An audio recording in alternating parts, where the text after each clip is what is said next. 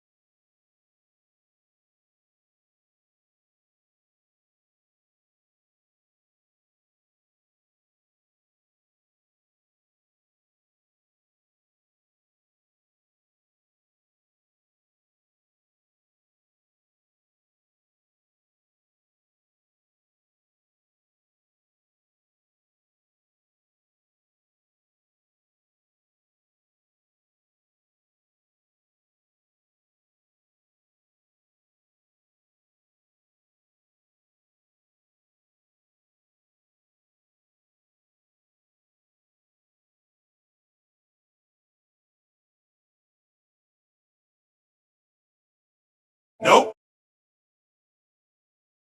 Nope. Yep.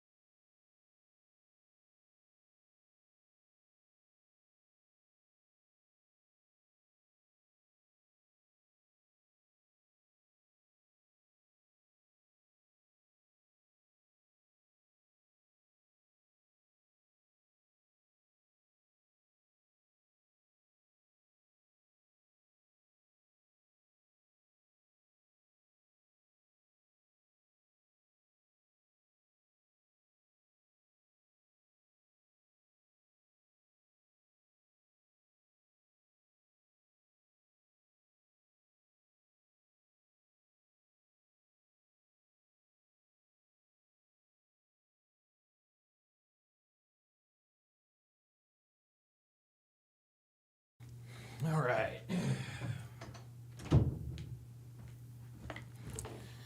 Okay. All right, guys. And we are live. We are live. We are live. We are live. What's up, guys? It's your man, Donovan Sharp. And welcome. Welcome to episode 35 of the Hard R podcast, where we keep it all the way real about nigga shit. That's right, I said nigga shit. Damn right. So we got some pretty. So niggas got good news today. Niggas got good news today. Carmelo Anthony, the 17-year-old accused of first degree murder of Walter. God damn it. I do apologize. I'm gonna have to kick out my cat. Hey! I do apologize, guys. I don't know what in the world has gotten into my cat lately. I do apologize. Anyway, he has been released. King of Life in the chat says, no lie, it's time to start building movable homes. Yeah, man. So Carmelo Anthony has been released. He has been released on $250 bond. And I think her name is Judge, let me get her. Yeah, Judge Angela Tucker. Judge Angela Tucker. She's the judge of the 199th District Court in Collin County. According to her Twitter or X bio, she is a believer, wife, mom, Texas Longhorn, and SMU law alum. So what she did is she reduced Mr. Anthony's bond to from $1 million to $250,000. And when she did that, that ostensibly gave Carmelo Anthony or Team Anthony the latitude to get him out. So they got him out. They posted his bond. There are several videos I'm going to react to. There are several videos I'm going to play, including the press conference from the district attorney who is prosecuting the case, as well as Mr. Anthony's attorney, who appears to be doing a pretty good job of defending his client at this point. And there we go. Off you go. And so let me read some of your.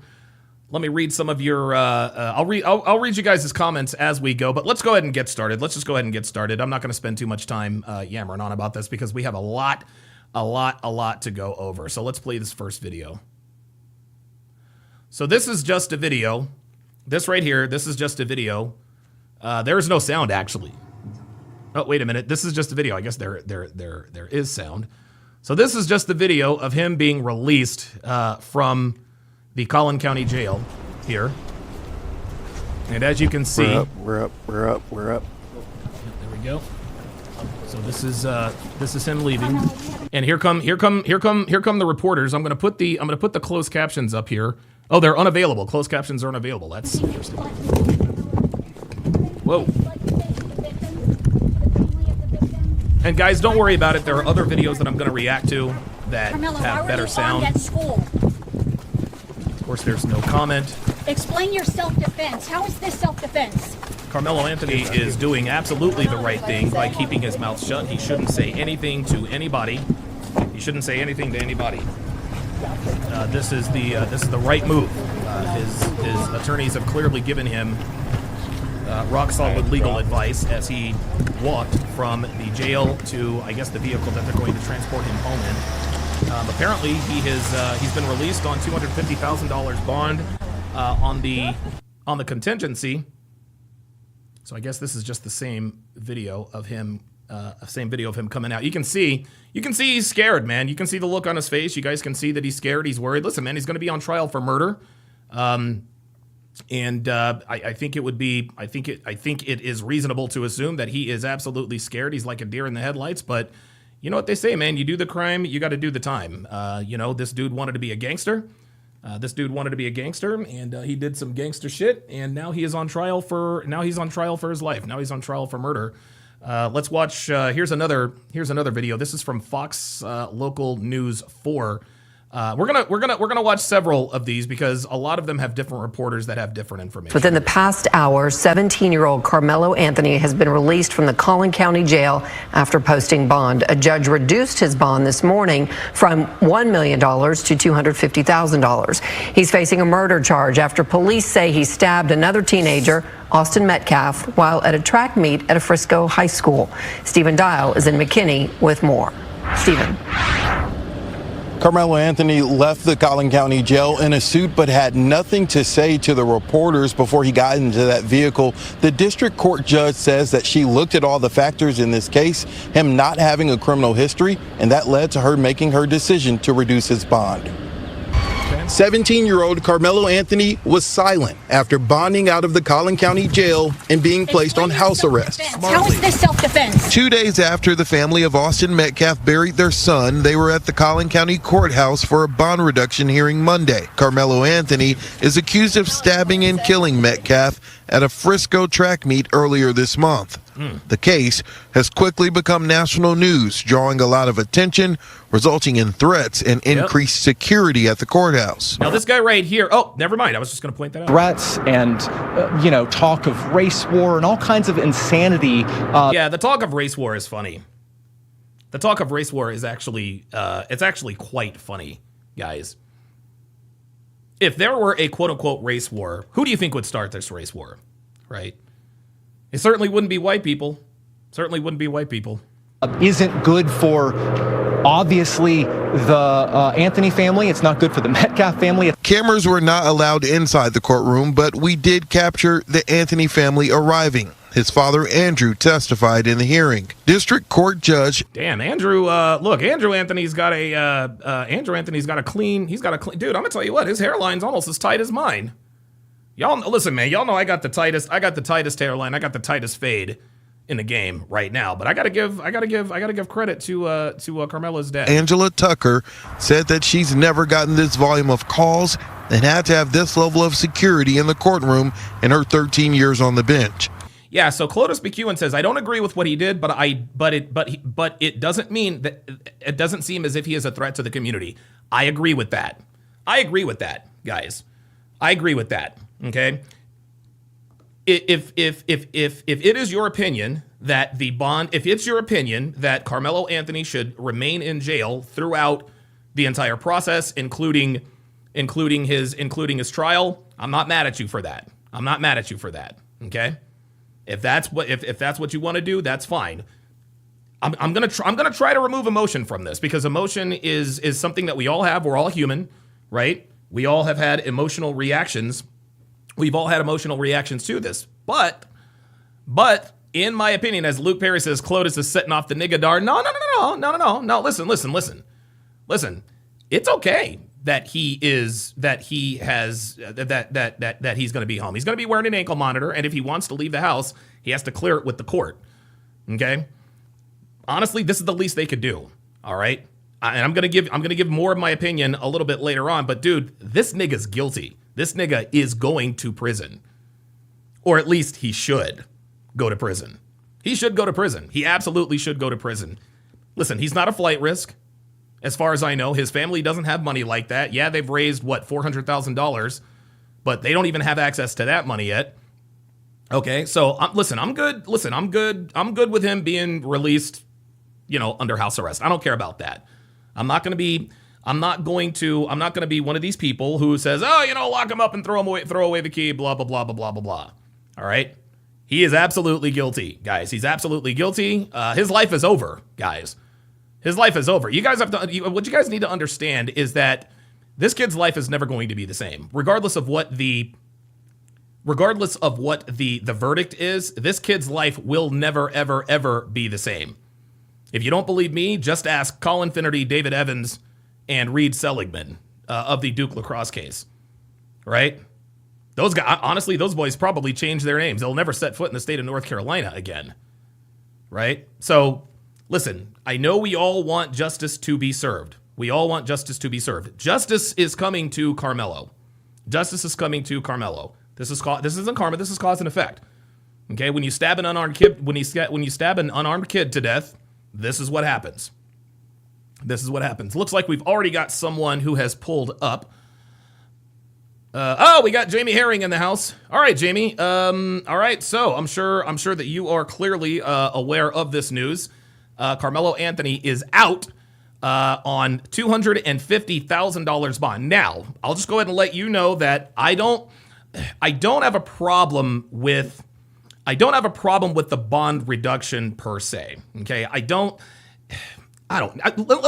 me just get your opinion first, because I'm trying to be, I guess in my attempt to not be like these emotional niggas out here making excuses for this kid's criminal behavior. I'm trying to be as reasonable, as rational as possible. As far as I'm concerned, the reason why I don't have a problem with him getting bonded out is because this kid deserves to be in jail, and if he is found guilty, he will spend a substantial portion of his life in prison. Number one.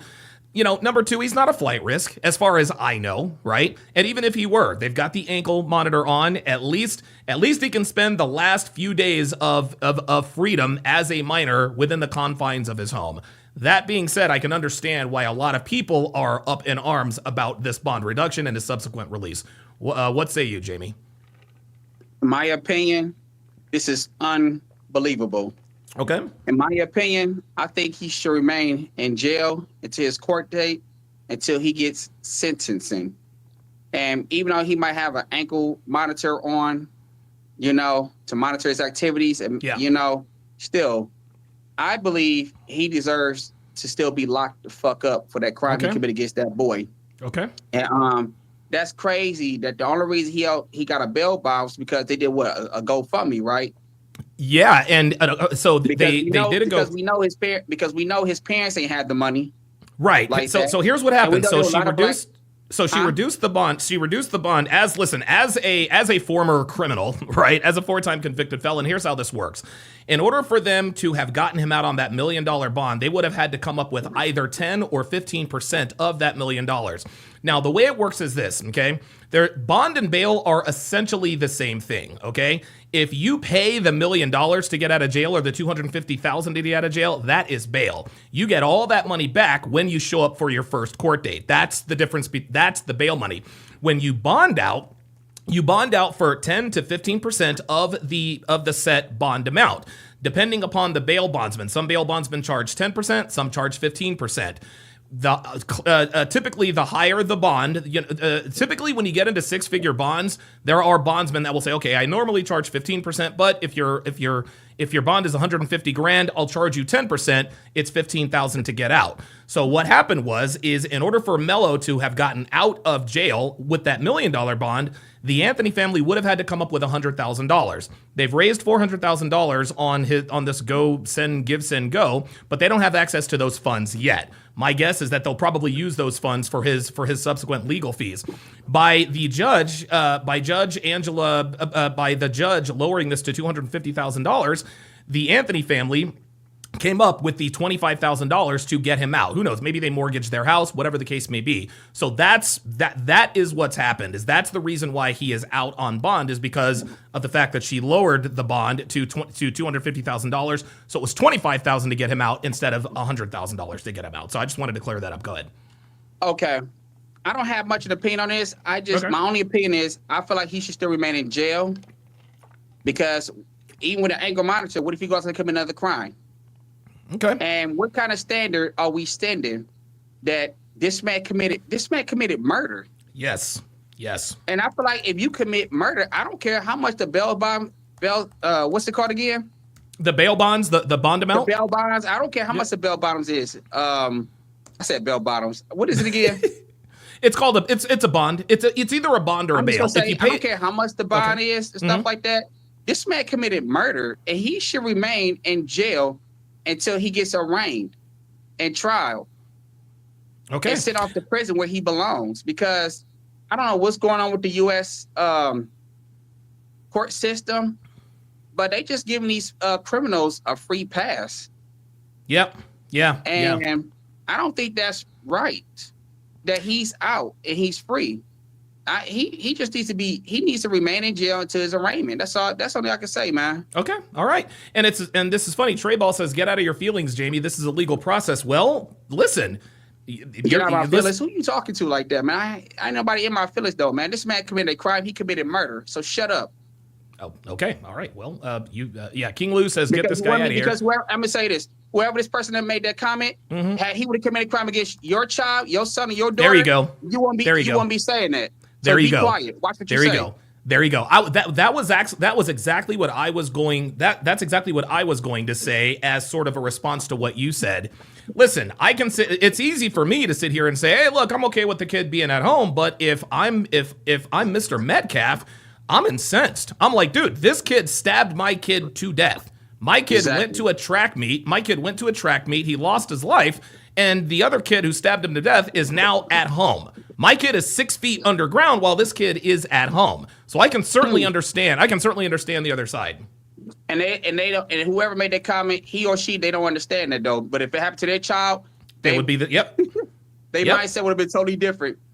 No, I totally agree. I'm gonna have some other thoughts here about this. And I don't think this is going to be the last that we hear from you. Give me your final thoughts on this particular bond hearing here. Like I said, I don't have much to say. I just feel like he should still remain in jail because he committed murder, and that's just what it is, though. But I do have a question I want to ask you. Sure, go ahead. Are you still going to have the show about colorism? Oh yes, absolutely, yes. Okay, please do that show, man. We will. Yeah, because I really want to speak on that topic, though. Okay, and that's all I really want to say, man. So I'm gonna sit back and watch the show. I'll be in the comment section, and that's pretty much it, man. Appreciate it, Jamie. Thanks for coming in, man. Listen. This particular. Yeah, absolutely. This particular issue, guys, I'm telling you, man, it is a polarizing issue. If I'm Austin Metcalf's family, I'm pissed. I am absolutely pissed off.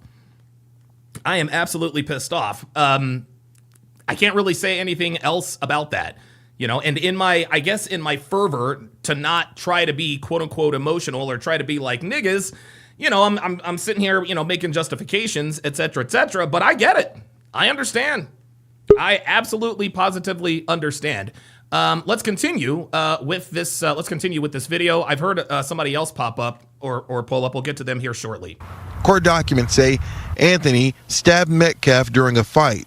When an officer arrived, court documents say Anthony told the officer, "I was protecting myself." Collin County District Attorney Greg Willis spoke after the hearing. The judge has made the call, and so what's important is what's next, and it's our job to be level-headed, to be fact-based, and to follow the truth wherever it leads. And by the way, guys, I do have the full press conference from both the DA and the defense attorney. Anthony's father testified he's taking a leave from work because of the incident, and his wife is a stay-at-home mother with 3 other children. During the hearing, the prosecution brought up the fact that more than $400,000 have been raised for the Anthony family, saying a reduction is not needed because they have the funds. A big question in this case will be, why did Anthony bring a weapon to a high school stadium? There you go. It's a question that was asked of his attorney. That's an understandable question, but it's not something that, frankly, we're prepared to even go into. Frankly, we're prepared to even go into. Clotus McEwen says he may not have his trial for years. That's exactly right. And one thing that the black community has been very consistent about in terms of the rhetoric when it comes to these issues is justice delayed is justice denied. Justice delayed is justice denied. So if this kid is allowed to live at home for 1.5 to 2.5 years until his trial, that's justice delayed. Because I can promise you, if this was a white kid who stabbed a black kid to death, I guarantee you niggas would be up in arms. Keep his ass in jail. Keep his ass in jail. So you want to know something? I'll put it to you like this, y'all. I'll put it to you like this.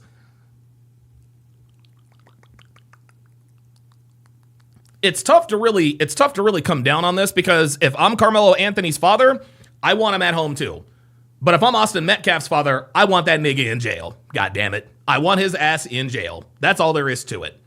That's all there is to it. The Dennis Moore says they are Christians and it won't bother them. That's on the Rumble site. So the Dennis Moore, oh yes, oh, we've got a nigga in the track. We got a nigga in the track. Or I'm sorry, we got a nigga in the chat. Absolutely, the niggadar is loud and clear, and the niggadar absolutely never gets it wrong. The Dennis Moore, nigga, said he got all the cash, so why is he home? The dad, the dad is at home because he doesn't want to be dealing with this. Let's continue. Now, in the whoever's in the pull-up studio, I'll be with you in a second. opening statement to the media from that interview that you just heard, he led with talking about self-defense. Again, the court documents mention self-defense. We'll have to wait and see how that defense will be made in court when things pan out. Now, according to the judge, the terms of the bond are house arrest and ankle monitor. She told him to stay off social media, and he has to personally call her bailiff every Friday morning, not his parents, but him. And there's a list of other things that is set, and if he violates that, he'll return to the Collin County Jail. That is what happens if he violates it. That's what happens if he violates it. Let's listen to, all right, let's watch another. And guys, I'm going to give my take on all of this. I promise you. Promise you. Let us go to, all right, we got King Groove 713. King Groove 713 says Ninja Pimp OP. King Groove, what's on your mind, man? Hey, what's up, Donovan? How you doing, brother? Doing good. How about yourself? Man, I'm cool, brother. I can give a good insight perspective on the situation because I'm here in North Texas right now. Been here for about the past 14 years, brother. Okay. All right. So what you got? All right.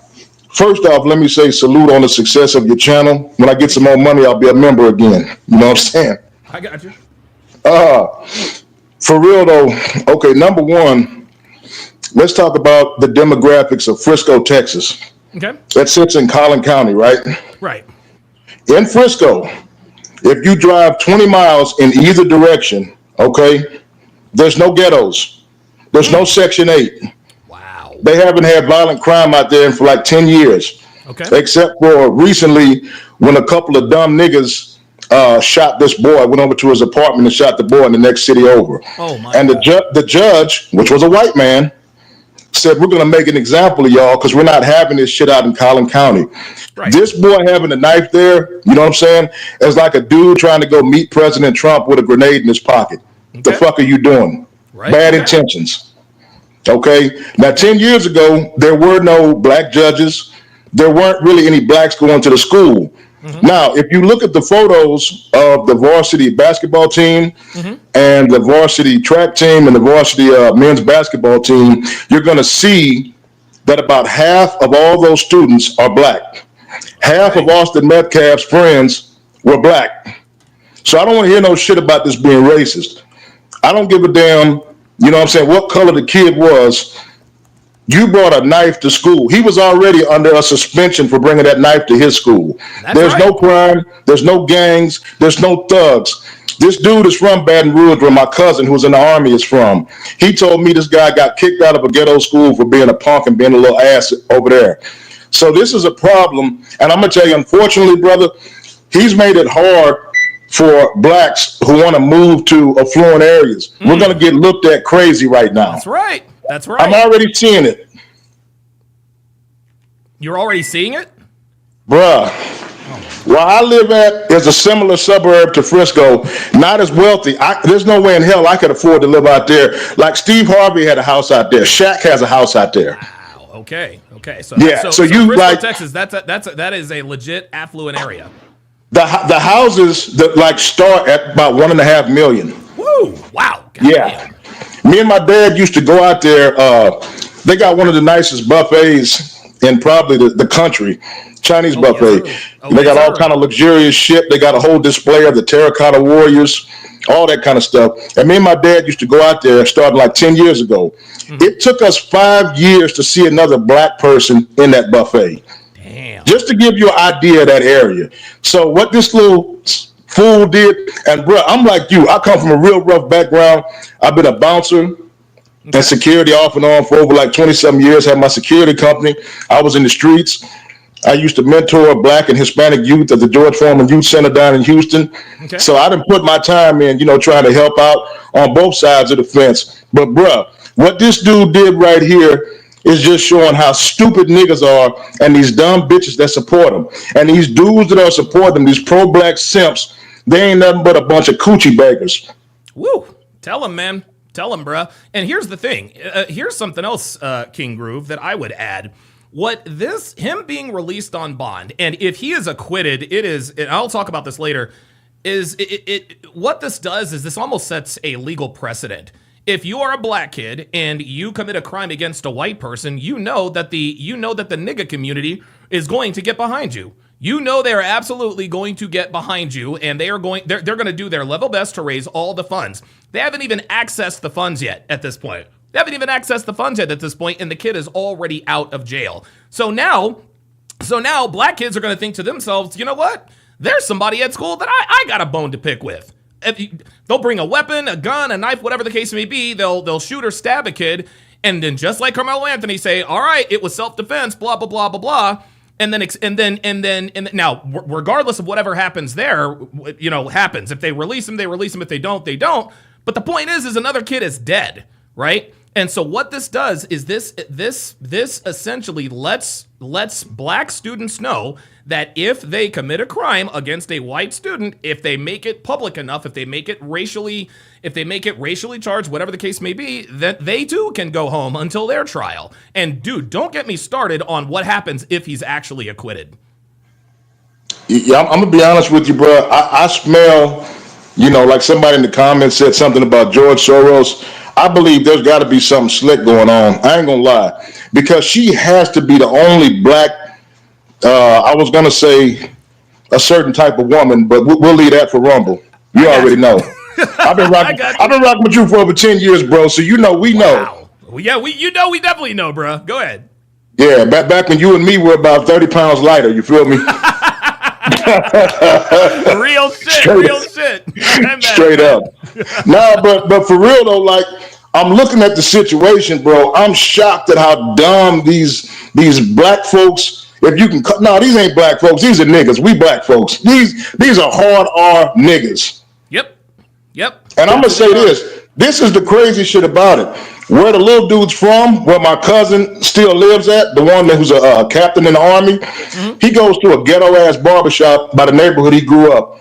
All those dudes in there, a lot of guys like our age and older and shit, they're all like, fuck that little dude. The only blacks, and I want to stress this again, the only pro-black simps that are supporting this little bastard are these suburban Carlton Banks, Steve Urkel motherfuckers. Wow. It's almost like they're trying to get street cred. I'm gonna support Carmelo Anthony because I want to get my quote unquote black card. I don't want to get my black card revoked, whatever the case may be. I'll give you the last word. Like you feel, fucking guilty and shit. Cause what is that shit? What's that big suburb starts with a G? Gwenda, whatever it is out there outside of Philly. With all those big castles and shit. Yeah, I know. I can't think of the name. I could have told you, but yeah, they're no. I know exactly. I know the. I know you get what I'm. Yeah. Oh yeah. It's like these bastards went to those schools and grew up in places like that, like Malibu, Beverly Hills and shit like that. The Woodlands, Texas, all these places. Yes, sir. Fucking Hartford, Connecticut, and this the Hamptons, and now I've said it for years. These little bastards have that black guilt. So you got fucking Hillary and Carlton in this motherfucker all upset. And some of them even go forward saying they're glad that the white boy is dead. And I'm like, wait a minute. What happened if that was your kid or your niece or nephew or little brother or sister? Right. Like y'all don't understand. Y'all do not understand. When this shit happened, there was an equal amount of black, white, and like Tongan and Samoan kids under that tent for that school. Okay. You see what I'm saying? They were all telling him, get somewhere. The only way they even realized he was back there is because he was bullying them. He was behind them, and it's on my local news. So if anybody else has a problem with what I'm saying, they can look it up and then suck my dick. So I'm going to put it like this here. It was on the local news. They said he started shouting at them from behind them, saying, F y'all school, y'all a bunch of PUSs, whatever. So they turned around, and that's when the Austin boy said, dude, who are you? Okay. And he kept running off with the mouth. So he said, hey, man, get out of here. And you already know what happened from there. Didn't nobody jump him? Wasn't nobody bullying him and shit. I witnessed the same thing at a club a couple years ago. Last time I went to a black strip club, my homeboy was supposed to be performing in there, had a little rap group. They didn't even get to perform. Little skinny black dude that looked like him with fucking long dreadlocks started some shit with a group of Tongans. They beat this motherfucker to death. They beat him with a chair. And he kept running his mouth. They kept trying to tell him, hey, man, this is a birthday party. We're just trying to chill. We don't want no problems. And he kept on. Finally, you know what I'm saying? He got fucked up. So then the black bitch, the Miss Seeley looking broad, started screaming for security. Unfortunately for them, the head of security was the cousin to the dude who's the Tongan guy whose birthday it was. So he kind of just let it happen. Okay. So when it was all over, after they beat him with the metal chair, he was laying there. Play stupid games, win stupid prizes. We got too many niggas in the black community that run their mouth and don't expect to get got. That's all I got to say, bro. Very nice. Hey, King Groove, thanks for chiming in, brother. Hey, listen, he's right, man. He's right. And I'm gonna tell you what, man. There's a lot of people in Trey Ball. I'm gonna get to you here in just a second. I see that you're in there. I think what a lot of people tend to a lot of people on the nigga side, I like to call it. Well, we don't know the whole story. We don't know the whole situation. We'll see when the truth comes out, guys. Dude, it really does appear that there are many more details that show that Carmelo Anthony provoked this confrontation.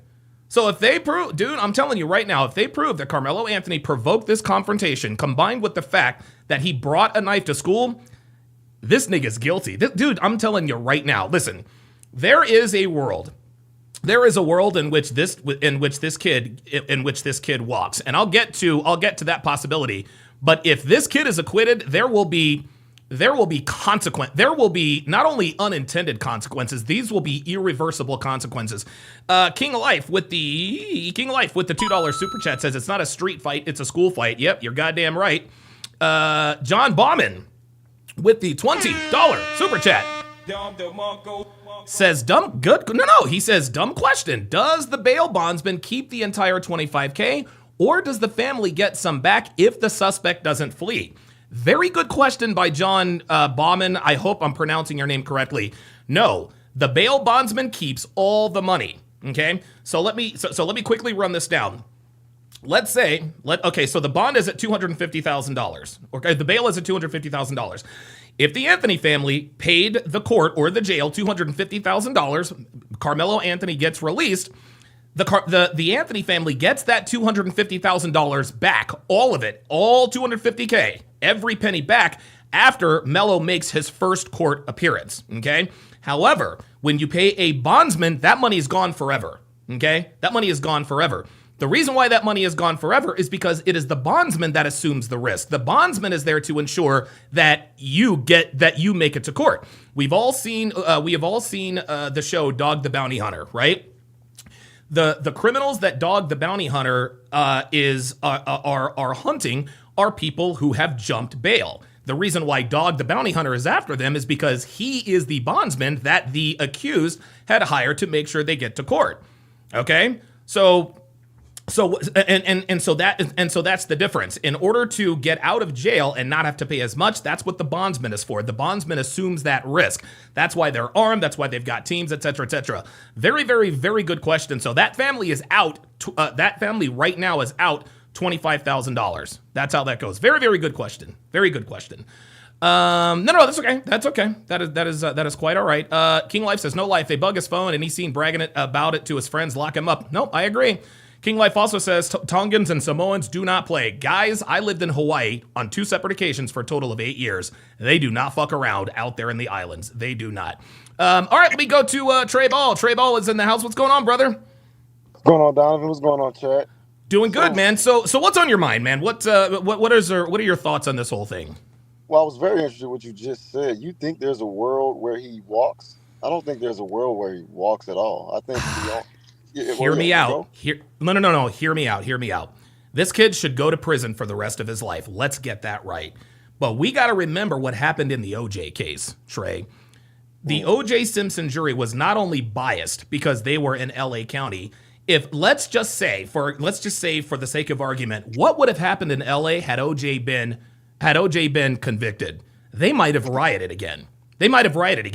And so in Frisco, Texas, which is a predominantly white area, if Melo is convicted, obviously white people, I can't remember the last time white people rioted, but if Carmelo Anthony is convicted, all right, there is just based on what we know about niggas and nigga culture, there is a better than average probability that niggas might descend on Frisco, Texas and start destroying that goddamn city. And now we've got a war zone. So now, do I think he's going to be acquitted? No, but that to me in a fucked up way, because look, man, they've got almost $500,000 raised for this kid's defense. They're going to get Carmelo Anthony the best lawyer that money can buy. And if they are able to do what Johnny Cochran was able to do in LA County all those years ago, now 30 years ago, and make this about race and dirty cops and this and that and the third and Mark Furman, that might negatively influence the jury. That hopefully that doesn't happen, but that to me, that is a world where I believe Carmelo Anthony could be acquitted, unlawfully acquitted. What are your thoughts there? So that's what so that's what I was asking. I was speaking like technically, legally.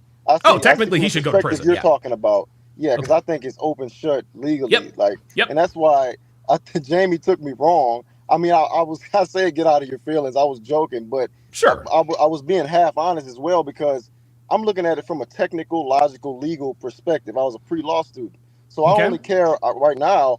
I just find it interesting the legality of it all. Because quite frankly, your emotions don't matter right now, Donovan. Mine, Austin Metcalf's dad, Melo Anthony's dad. No one emotions matter right now outside of the jurors. Maybe that's the only person, emotions that matter. So I guess I was just speaking from that perspective. Obviously, I think it's an open and shut case. I think the only thing that's to matter right now is he going to get manslaughter, second degree, third degree? I think that's the only thing we're going to go to trial about. Honestly. Yeah. Oh, so you think? Oh, okay. So if there is now, do you think that he gets convicted So there is, I suppose, if the jury deliberates, right, they can come back and say, okay, he's not guilty of first-degree murder, but he is guilty of negligent manslaughter, and that could be a huge difference, Donovan. Yeah, that's a big difference. Negligent manslaughter might carry, 5 to 15 years, and he may do 2 of those. And second-degree murder is 25 years to life. Yeah. So that's the very interesting part of this that I only think about is the legal side of things. Yeah. So listen, I agree with you, Trey, and I'm sure Jamie didn't. Listen, man, this is a very... Listen, man, I get emotional about this stuff as much as anybody, even though this has nothing to do with, with me or my family, thankfully. And I try to rein in my emotions, but I mean, the truth of the matter is emotions are going to be a part of this process. He's going to be tried by a jury of his peers. And there's going to be some emotional testimony. There's going to be some emotional evidence. And that's just kind of how that is. I'll give you the last word, Trey. Yeah, and that was it. I was just speaking about the actual legal process of bonds, and obviously you just broke it down because you know the ins and outs of it. Yes, I do. Yes, I do. Maybe her reducing it, you can look at that and maybe say, that was wrong. But I was just speaking on the fact that it got reduced. No one's feelings matter in that regard. That makes legal sense. Process. Yeah. Okay, very good. Thanks for stopping in, Trey. Show, man. Everyone have a good show. You too, brother. Appreciate it. Trey Ball coming in, setting the record straight. We got a nigga in the chat. We got Blue Blood Royalty says, how is it open and shut? And you don't even have all the facts. Then Blue says, y'all some real clowns. Blue Blood Royalty, you are not a black man, my friend.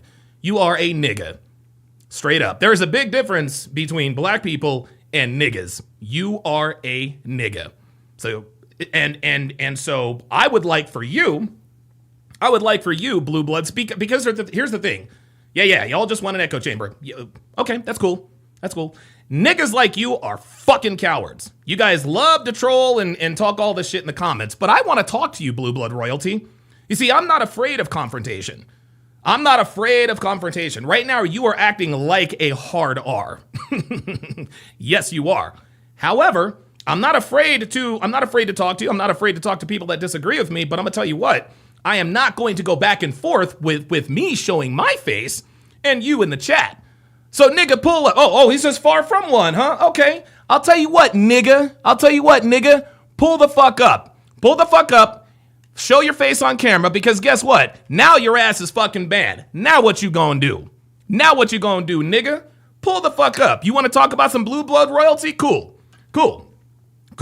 And matter of fact, hold up. I'll even tag your ass. Blue Blood Royalty. Pull the fuck up. There it is. There's the StreamYard link. I will unban you if you come up and have a conversation with me, because I am not going back and forth with dumb niggas like you in the comments. Nice try. Yeah. Dude, he's a noob. He thought he was just going to come in here and troll and be able to get away with that. No. And then when I ban him, he can say, well, he's going to ban me because he doesn't want to know the truth. No, I'm banning you because I know you're a fucking coward. Swear to God, niggas, man. Niggas. All right, I don't have anybody else in the pull-up studio. Let's react to another video. 17-year-old accused of murder walking out of the Collin County Jail this afternoon after posting bond. Thanks for joining us here at 5 on a Monday. I'm Nicole Baker. And I'm Doug Dunbar. So let's dive into it. Carmelo Anthony had been in jail since the 2nd of April, accused still today of killing another teenager. That's Austin Metcalf. And that accused killing happened at a track meet at a high school. Today, a judge reduced Anthony's bond from $1 million all the way down to $250,000. J.D. Miles was there for it. He's live for us right now outside the Collin County Jail. Anthony just left. We saw the video. What else do we need to know? That's right, Doug and Nicole. Just 6 hours or about that much time after a judge lowered his bond. Blue Blood, why you still here, nigga? Pull up. I haven't heard you pull up yet. If you're so if you're so big and bad, if you're gonna be all, oh, you guys are clowns, tell me to my face, bro. Go on, tell me to my face. Anthony was released. The judge who made the decision warned the accused murderer that if he violates any terms of his probation or tries to leave his home, he will be brought back right here to the Collin County Jail. you'd like to say to the victims?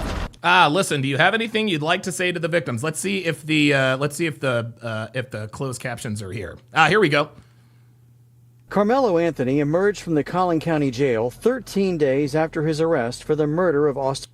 Dude, they already fucked up. He emerged from the. They already fucked up. You want to know why the defense already fucked up? Okay. His lawyer fucked up. You want to know why his lawyer fucked up? Because his lawyer didn't tell Carmelo Anthony to cut his goddamn hair. Okay? He didn't tell Carmelo Anthony to cut his goddamn hair. He should have told him to cut his hair. That's the reason why Michael Vick, you remember when Michael Vick was accused of the dog fighting? His lawyer, very smartly, very acutely aware of optics, said, Mike, time to cut them dreads. Time to cut them braids. Right? Time to cut them braids. He cut those braids. He looked less like a nigga. Carmelo Anthony still looks like a nigga. He still looks like a nigga. Matter of fact, he needs to have his hair like they have his hair on all this propaganda shit. Yeah, Luke Perry says the hair makes him look good. Absolutely it makes him look good. Absolutely makes him look good. So look, man, okay, they got him. Obviously, he's wearing a suit, and I can tell you that he's never worn a suit before. This is definitely a non-tailored suit. You can tell that the suit is much too big for his body, but they're trying to make this kid look like a law-abiding, upstanding citizen. Yeah, there's just one problem. You didn't tell him to get the you didn't tell him to cut. You didn't tell him to cut his hair. He looks too much like a nigga. Too bad. Too bad. The Dennis Moore says maybe give him the key to the city. The kid looks like he thinks he is the victim. Yeah, he probably does. King Colonels says, I love it when Donovan turns ghetto. I love that part of it. Yeah, listen, man, I got a little nigga in me. The Collin County Jail 13 days after his arrest for the murder of Austin Metcalf. The high school student had nothing to say as he headed to his parents' home where he will be confined to an ankle monitor. It's the result of a hearing this morning over whether to lower his bond. The families of both Carmelo Anthony and Austin Metcalf arrived at the Collin County Courthouse this morning with extra security in and around the courtroom. A new defense attorney. They arrived with extra security. Dude, look, this is funny. Isn't it so funny how the Anthony family is assuming that white people are like niggas? Right? They're rolling up with extra security. No, I'm sorry. White people are not like niggas. White people aren't trying to snuff people out in court. That don't happen that way. Niggas would do that shit. If Carmelo Anthony were a white man, yeah, I'd roll up there with security, but there was no need for security because white people don't act like niggas. Attorney representing the Frisco teen accused of murder had his client's father testify about his son's character, telling the judge he was a captain of his football and track team. See, there it is. That's the haircut. This right here is the haircut he should have come out with. It's almost like he's still trying to hold on to the last vestiges. He's trying to hold on to the last vestiges of his street cred. He's already got a bunch of street cred as of right now. He's already got street cred because he stabbed a white boy to death. He said he's going to keep the hair because he didn't want to sell out. Teams, and that he held 2 jobs while in school. He's an A student, said Andrew Anthony. Does he have plans to go to college? Yes, sir. And prior to this, what was on his mind was what college he was going to go to. What was on his, never mind. This is a tragedy all the way around for both families. Anthony, who told Frisco police. And like I said, guys, I'm going to go over that press conference in its entirety here very shortly. Police, he stabbed 17-year-old Austin Metcalf at a track meet in self-defense after an altercation, sat in a jail jumpsuit and shackles, while prosecutors challenged how the father could not afford the 10% needed for $1 million bond, with an online donation fund that's up to $400,000 and growing. With access to over $400,000, why haven't you bonded him out yet? Asked the prosecutor. We don't have access to that money, replied the father. There it is. They don't have access to the money. That's the answer right there. They don't have access to the money yet. Father. It's hard for everybody to be level-headed at a time like this. So that's where we come in. It's our job to be level-headed, to be fact-based, and to follow the truth wherever it leads. And prosecutors revealed today that Carmelo Anthony was involved in an assault-type altercation at his school on February 4th. He was involved in an assault-like altercation back in his school on February the 4th. Oh, well, I'm sorry. What happened to that narrative that he's an A student and holds down 2 jobs and this and that and the third? Now Now we're learning that he was involved. He was involved in an assault-like altercation. So this is nothing new for Carmelo Anthony. See, that's what niggas. That's the story niggas are trying to spin here. Never been in trouble in his life. Was an A student. Blah blah blah blah blah. Even if all of that were true, it doesn't matter. The kid is still guilty of murder. That's all there is to it. That was handled internally by the school district. Other than that, he has an unblemished record, which is probably... Other than that, he has an unblemished record. Do you see the narrative is already starting? Other than the fact that he was in another altercation less than a month ago or so, other than that, he has an unblemished record. No, sorry. Probably one of the reasons why the judge agreed to lower his bond. Live in McKinney, J.D. Miles, CBS News, Texas. Ay. This dude has a hat that says stop self-snitching. Okay. All right. Looks like somebody else has pulled up. Oh, no, thought somebody else had pulled up. All right. Felon Tavius says FBA niggas say he the Pope. Yep. Says it's the playbook. It's always the same. D-Wee says a school fight doesn't make you a criminal.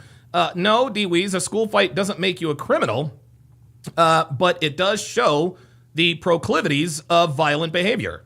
Like, see, this is what niggas do.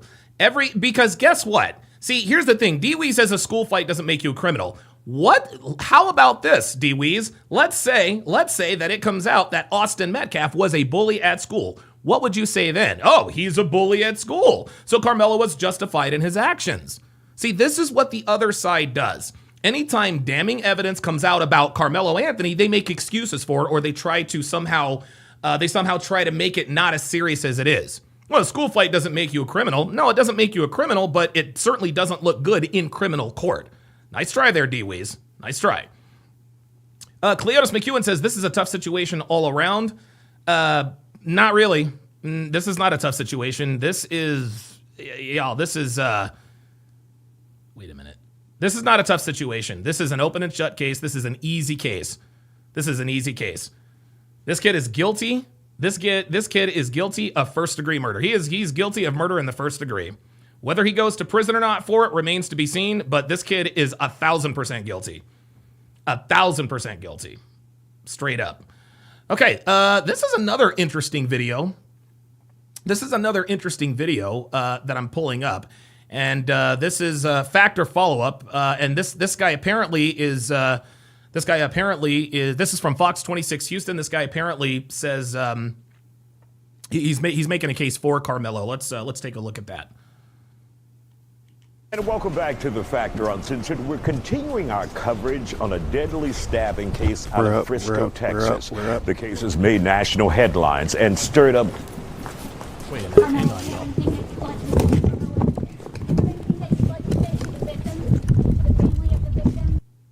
Sorry about that, guys. Racial division.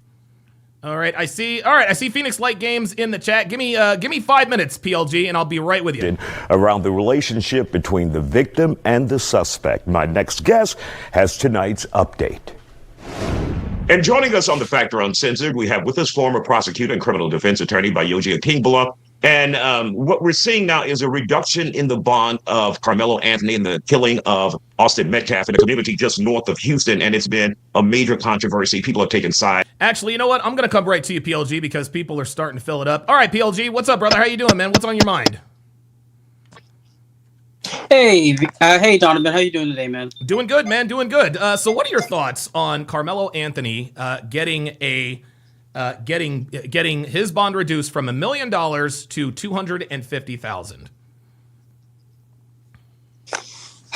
I heard about this. I heard about this yesterday. Absolutely ridiculous. Absolutely ridiculous. Like It's like here's the effects are already starting to play. The narrative is already starting. Like the bond being lowered by what, at least $800,000 right now is it's like it's already starting. And here's the thing, you can already see what people are leading into. Like, yep. I don't know what this guy got. He was just talking when you were watching it. He said, like, other than that, he was a good student. He was a straight A student or something like that. he never hurt anybody or anything like that. They're trying to make this they're trying to make Carmelo Anthony as if as if this is like a once in a life. Well, can you still hear me, or are you just busy right? Yep, I'm good. I can still hear you.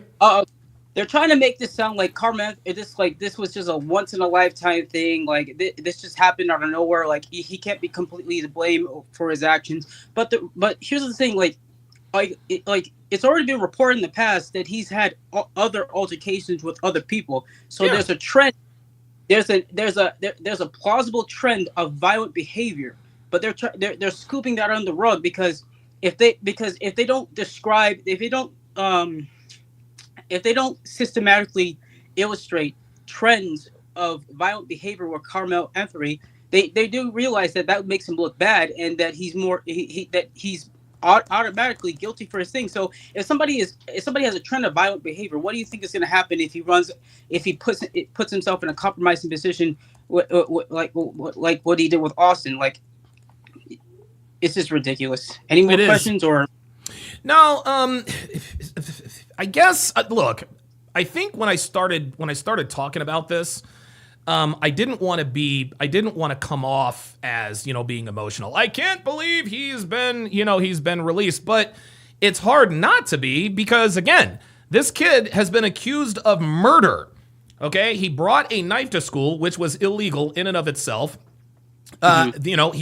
He put himself in a precarious position. Meanwhile, niggas are they're trying to come up with every excuse under the sun as to why this was justified. And the point that I made was that this is a very, very bad precedent because if something like this were to happen again and the races were the same, people are going to expect, and there is a thing called case law, okay? And case law, a lot of judges will go by case law. They'll use case law.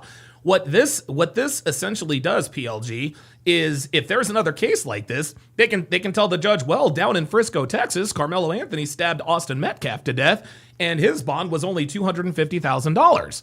And so what this really means is that if you have access to $25,000, you can stab a kid and get to go home and sit at home until your trial.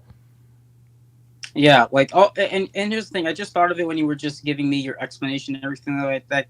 All this is going to do you know what? It's so funny how the nigga community it's so funny how similar that they are to how modern women operate nowadays. It's so funny. Absolutely. It's like it's really funny. All this it's similar with women. If we keep letting women get away with displaying bad and deplorable behavior and they're not punished for their actions, what are they going to do? They're going to keep doing it. And all this Carmelo Anthony thing, people are trying to already spin the narrative, get his bond being reduced. All this is telling niggas, wow, so this guy did a deplorable. And here's the thing, niggas are a lot of things. But here's the thing, they know they're not. Here's the thing, they're stupid, but they're not this stupid. They understand Carmelo is. He's guilty. They know that he put himself in that position on purpose. Absolutely. They know that everything that he did was on him. But what the nigga community is going to do?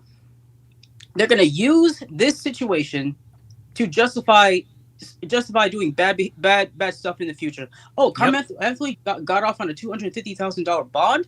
Yep. Oh shit! So I have more leeway to do whatever the fuck I want. There you go. And get away with it. There you go, man. All this is going to do is just create a lot more problems in the black community. A lot of black people, not black people, a lot of niggas are going to see this. And here's the thing, if Carmelo Anthony, I don't know, for some reason is found not guilty or anything like that, holy crap, the floodgates are going to open. The floodgates are going to open one way or the other, because if Carmelo Anthony is convicted, dude, who knows what the hell is going to happen in Frisco, Texas. And listen, man, we can sit here and say, well, I don't think that'll happen. Really? Ask the residents of Los Angeles after the Rodney King thing. Ask the residents of Los Angeles after the OJ case. Ask the residents of Minneapolis after the George Floyd thing. I'll give you the last word. Yeah, the whole George Floyd thing is And this is what makes niggas so fucking deplorable. All they're doing is just using these situations to their advantage. Oh, I can't breathe. Why are you following me? What did I do wrong or anything like that? You know what the fuck you did wrong. It's like oh my god, like you're using an unfortunate situation to justify your bad behavior. And here's the thing, the George Floyd thing. And here's the thing, this is actually something I came up with, like for the last week and everything like that, and I figured it out. Here's the thing, the George Floyd situation. And here's the thing, I'm going to be completely objective about this. And Donovan, I'm just saying, here's the thing, I'm going to be completely objective. I'm going to be clean with my language. But if you get a video, I do apologize. That is not my intention. Okay, well, let's keep it clean, please. I am going to keep it as clean as possible. All right. George Floyd, even though what happened to him was a tragedy, George Floyd was a loser. Yeah. He was. Yes. He was a loser. He was a loser, man.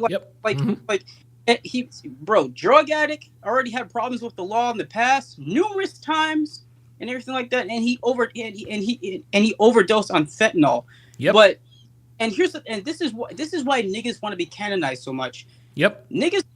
The reason why niggas want to be canonized so much is because here's the thing. All the stuff that we learned about George Floyd, all the stuff they did in the past, we didn't know about that until like after the whole thing happened. We didn't know about that until like after.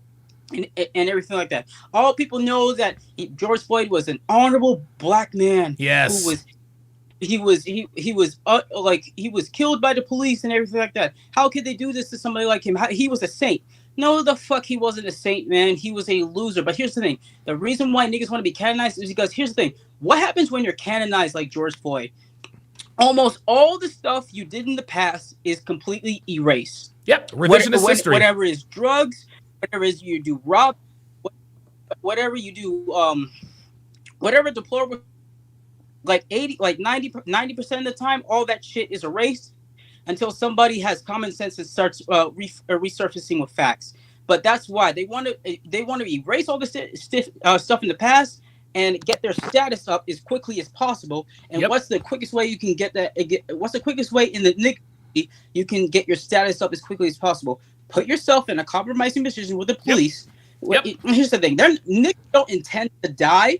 Niggas don't intend to die. Nobody wakes up and says, "You know what? I hope I die today." Nobody's gonna say. Nobody's gonna say, "I want to die." Dying as a result of getting in a violent conversation with police. That's an unfortunate consequence. No, they don't want that. But what they do want is the exposure that they're getting, so that they can get their status up and somehow get out of the deplorable situation that they're in.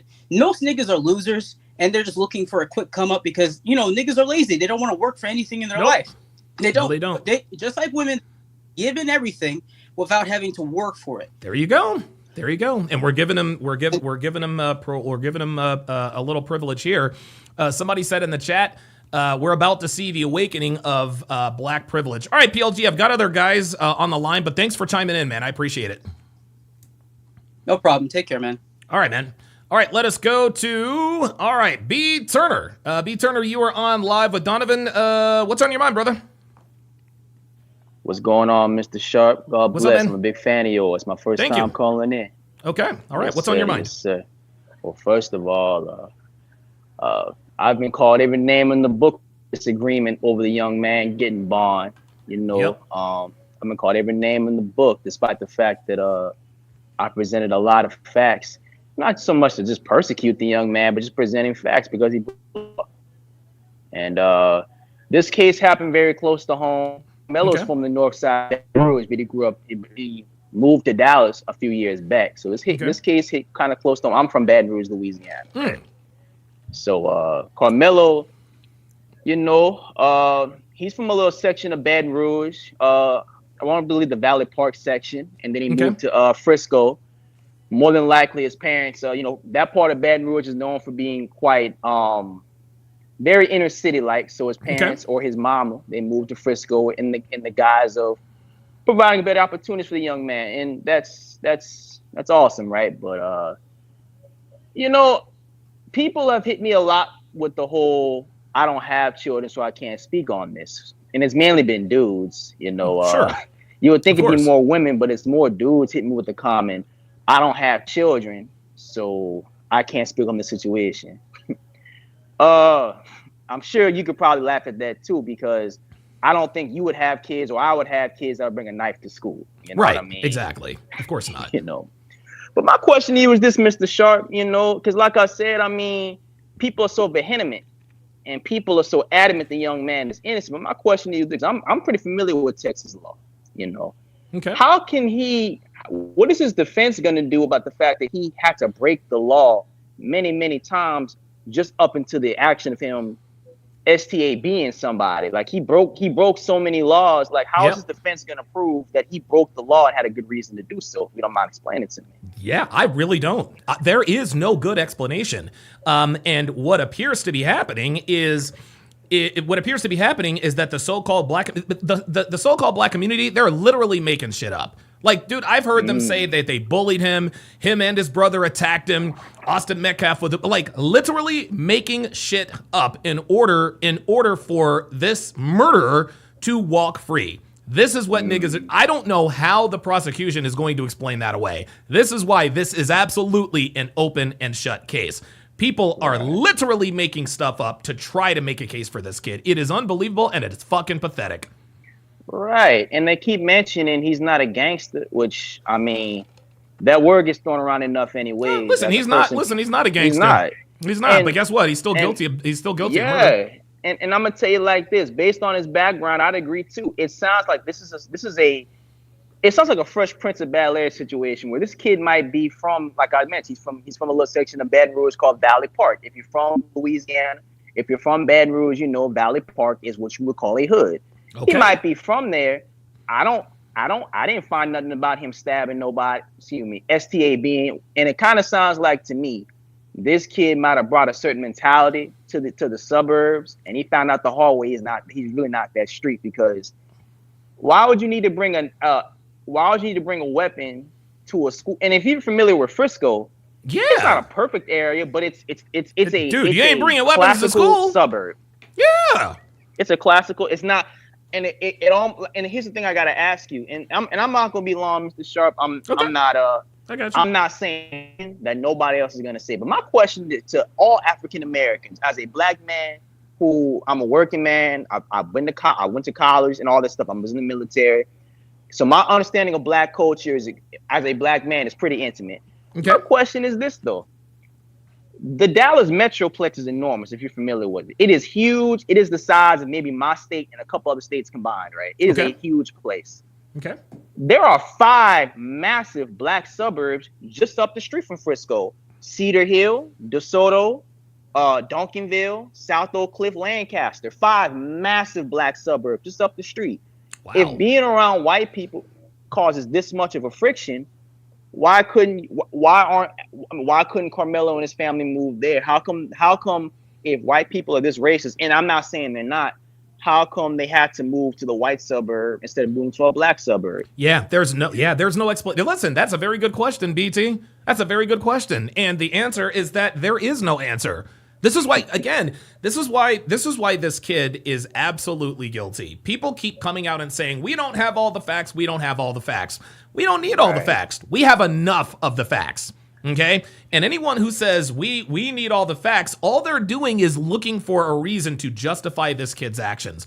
We will never, ever know. We're never going to know what exactly happened that day. But according to police and witness accounts, Mr. Metcalf's brother, etc., we know enough. So no, we may not know all the facts, but we know enough facts to know that this kid absolutely, I don't care if you call him a kid, a child, whatever the case may be, he deserves to be put in prison for what he's done. I'll give you the last word. Well, you know, I ain't gonna be on, and I'm not gonna say nothing that any other intelligent brother not gonna say, you know. But I'm gonna say this: big fan. I've been a fan of your show since you really came on YouTube a few years ago, man. So cool. Thank you. Never had a chance to call in. You know, you've got a bit of influence over me, Mr. Sharp. I ain't gonna lie to you. You got a bit of influence over me. So I respect game. You know, I'm a man who I believe game is important. Game is everything. So you know, my advice to others is not just look at the facts, but kind of take the emotions out of it, man. Like all that.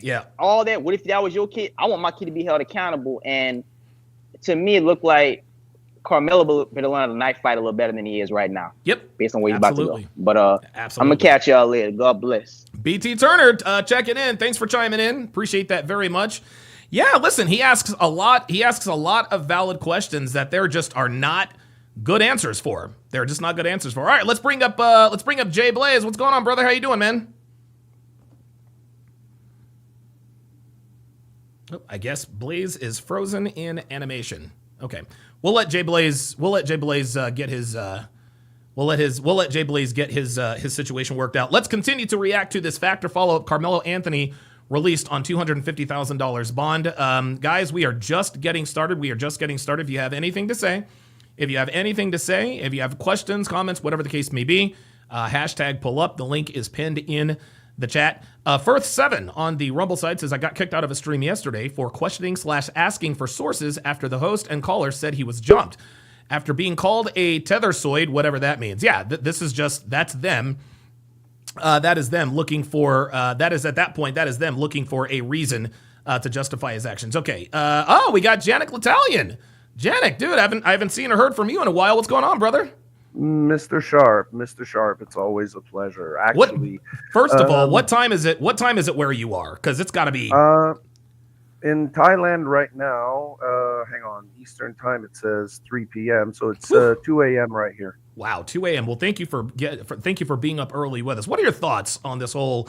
What are your thoughts on the whole situation? I've seen you've commented in the chats. Just what is your 35,000-foot view of this whole situation?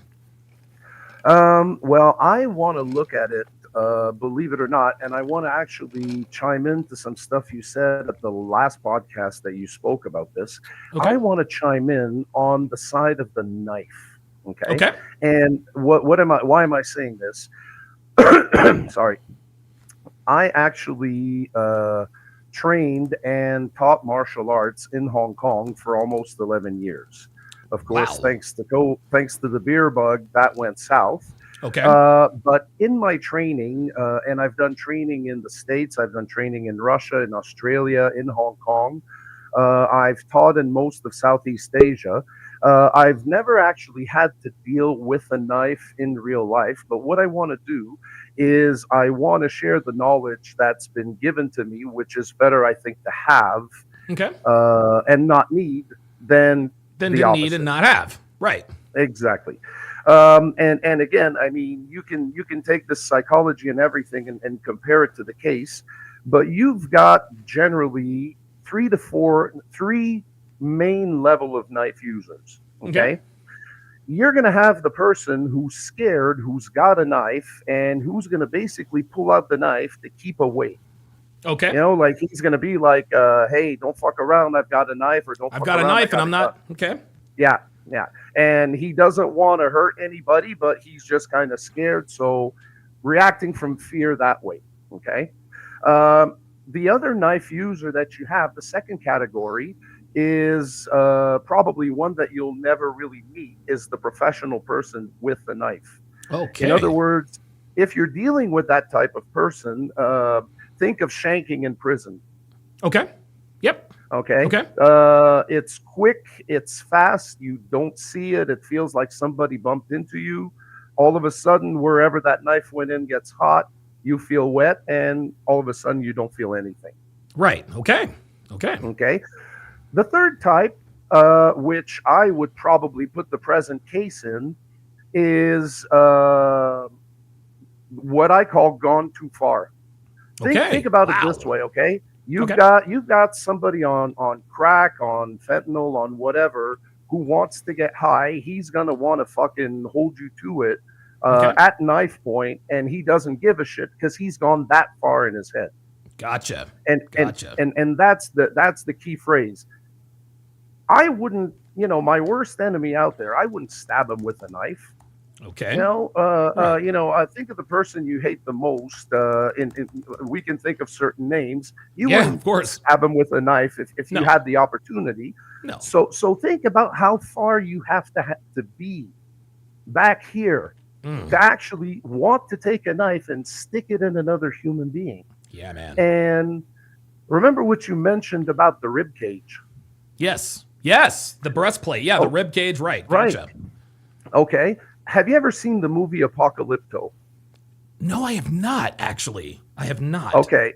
So Apocalypto is basically Aztec, Mayas, pre-Columbian, Okay. and they have the sacrifice scene where they split the guy's chest with an obsidian knife to pull the heart out to offer it to the sun. Oh, I should do it with my light here. There. Oh, wow. Good Lord, man. Yeah.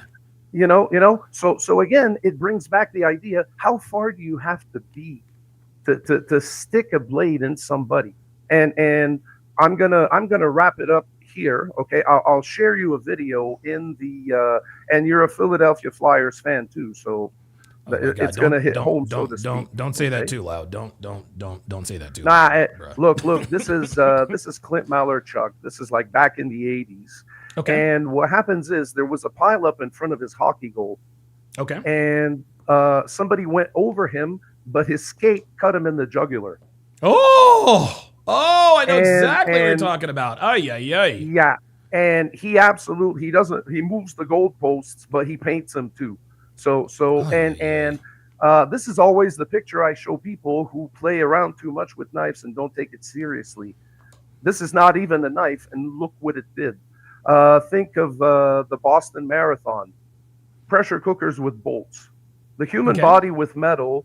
But anyway, that's what I wanted to say. Like I said, I wanted to chime in from the side of the knife, and I'm pretty much of the same opinion as you that this is an open shut case. Yep. But based on you could switch anybody of any color holding the knife, they would have that same kind of human behavior. There you go. So I don't know. Sticking a knife into anything else but a steak is not in my to-do list than any other day. So that's what I'm saying. Janik, thank you very, very much for your insight. I appreciate you chiming in, man. But a pleasure, sir. Absolutely. Yeah, listen, I had never thought of it that way. I've got Jay Blaze. Let me get to you in just a second here. Yeah, I like how I really do like how Janik broke down the three kinds of knife users. And at this point, Carmelo Anthony was in that sort of like I just don't know how you could stick a knife into another person. I really, really don't. Robert Anderson says all the defense has to prove is reasonable doubt. Yeah, there is no reasonable doubt. Carmelo Anthony is absolutely guilty beyond all reasonable doubt. Whether or not he's actually convicted remains to be seen. And with that, I am going to bring in Jay Blaze. Jay Blaze, what's going on, brother? How you doing, man? Hey, so this just shows you we're such in a feminized society where if you look at Dubai, dude, Dubai has no crime. Like you can leave your wallet, cell phone, everything out on your machine, and no one will touch it because their laws are so severe on theft. Yep. And if we don't get back to that, like it sounds terrible to females and stuff. Hey, fuck your feelings. We have laws on the books, and it creates a high trust society because people are like, dude, if I break these laws, my ass is going to jail. And we got to make these examples because have you heard about Johnny Somali? Yeah. You've heard about Johnny Somali? Oh, yeah. Dude, I'm intimately familiar with him because of MLD. Yeah. Yeah, so he went to Japan and Korea, and he was a nuisance streamer. And he was such a nuisance streamer. These Asian countries are now changing their laws on the books because you had another nuisance streamer that went to the Philippines. He's going to be rotting in a Filipino jail for the next 2 to 3 years until he gets a trial. He might even get 5 years. Oh, my God. But before Johnny Somali, he probably would have just got deported. Right, exactly. So, but of course, they push it too far, and now he's gonna lose 7 years of his life, if at least 7 years of his life, and for what? Exactly. But but people will say, "Oh, it's just one case." Dude, it took one Johnny Somali to change the books and make people say, "No, we're done with this. We're done with it." So it takes just one, and so you just gotta say to people, "Hey, screw your feelings. These laws are on the books. We gotta punish them to the fullest extent of the law," because that keeps the people that would have probably been in betweeners, that wouldn't have done any crime, to say, no, I'm gonna stay in my lane. I'm gonna not do any of this crime, and it creates a high trust society. And just like the illegals coming over, they see all the free handouts we're giving people, and we got to stop that too. So it all comes into the wash, and it takes a village to keep people accountable, because you can't have what's happening in California where they're just saying, "Oh, here's all the syringes and all the drugs you want." Oh my God! That just leads to chaos, and I hope he's punished to the fullest extent of the law, and I would hope that so let me in ask the you reverse this. too. Listen, so what kind of, so based on this, what you just said was 100% accurate about guys like Johnny Somali and other nuisance streamers. All it takes is one idiot, one knucklehead to change the laws of an entire nation. What laws, if any, do you think will be affected, added, subtracted, changed because of this, if anything at all? I mean, are we thinking metal detectors at all schools? Like, what are we doing? We could come to that. I wish that wasn't the case, but you might have just the victim Olympics happen in that area. So you might have them take back laws that should be there. So you'd hate to see that, but you might have less laws to say, oh, we should be more forgiving, because we now live in a feminist society. Because look at what Andrew Wilson was arguing yesterday, and dude, we got to get back to our masculine roots and say no. We gotta keep laws in the books. We need to be tough on crime. We need to be tough on crime. Exactly, because this is ridiculous. And same for women, because this is what's happened to women, because they're just saying, oh, I can do whatever I want. I can do whatever I want, and we're seeing the inverse to society when you have women lead it. Unbelievable. Jay Blaze, thanks for chiming in, man. I appreciate it. Later. All right, Jay Blaze chiming in. He obviously is a member of the Chop Block Sports Talk podcast. Very, very good insight. And again, Praetorian Guard is in the house. Says the stand your ground law basically allows you to defend yourself. You cannot be present unlawfully or in the commission of a crime. Yeah, Praetorian Guard knows exactly what he's talking about. Oh, you've been sick. That's where you've been. Okay. Goalie Blanchard says the difference here is U.S. citizens have the right to bear arms. A lot of people would get hurt if the laws were harsher here. Very good. Truck Driver says, great content, bro. Appreciate that. King Life says, Carmelo knew what he was doing. Dude, to stab somebody in the heart, man, that really does, I don't know, man. Like, I don't know how, I don't know, man. I don't know.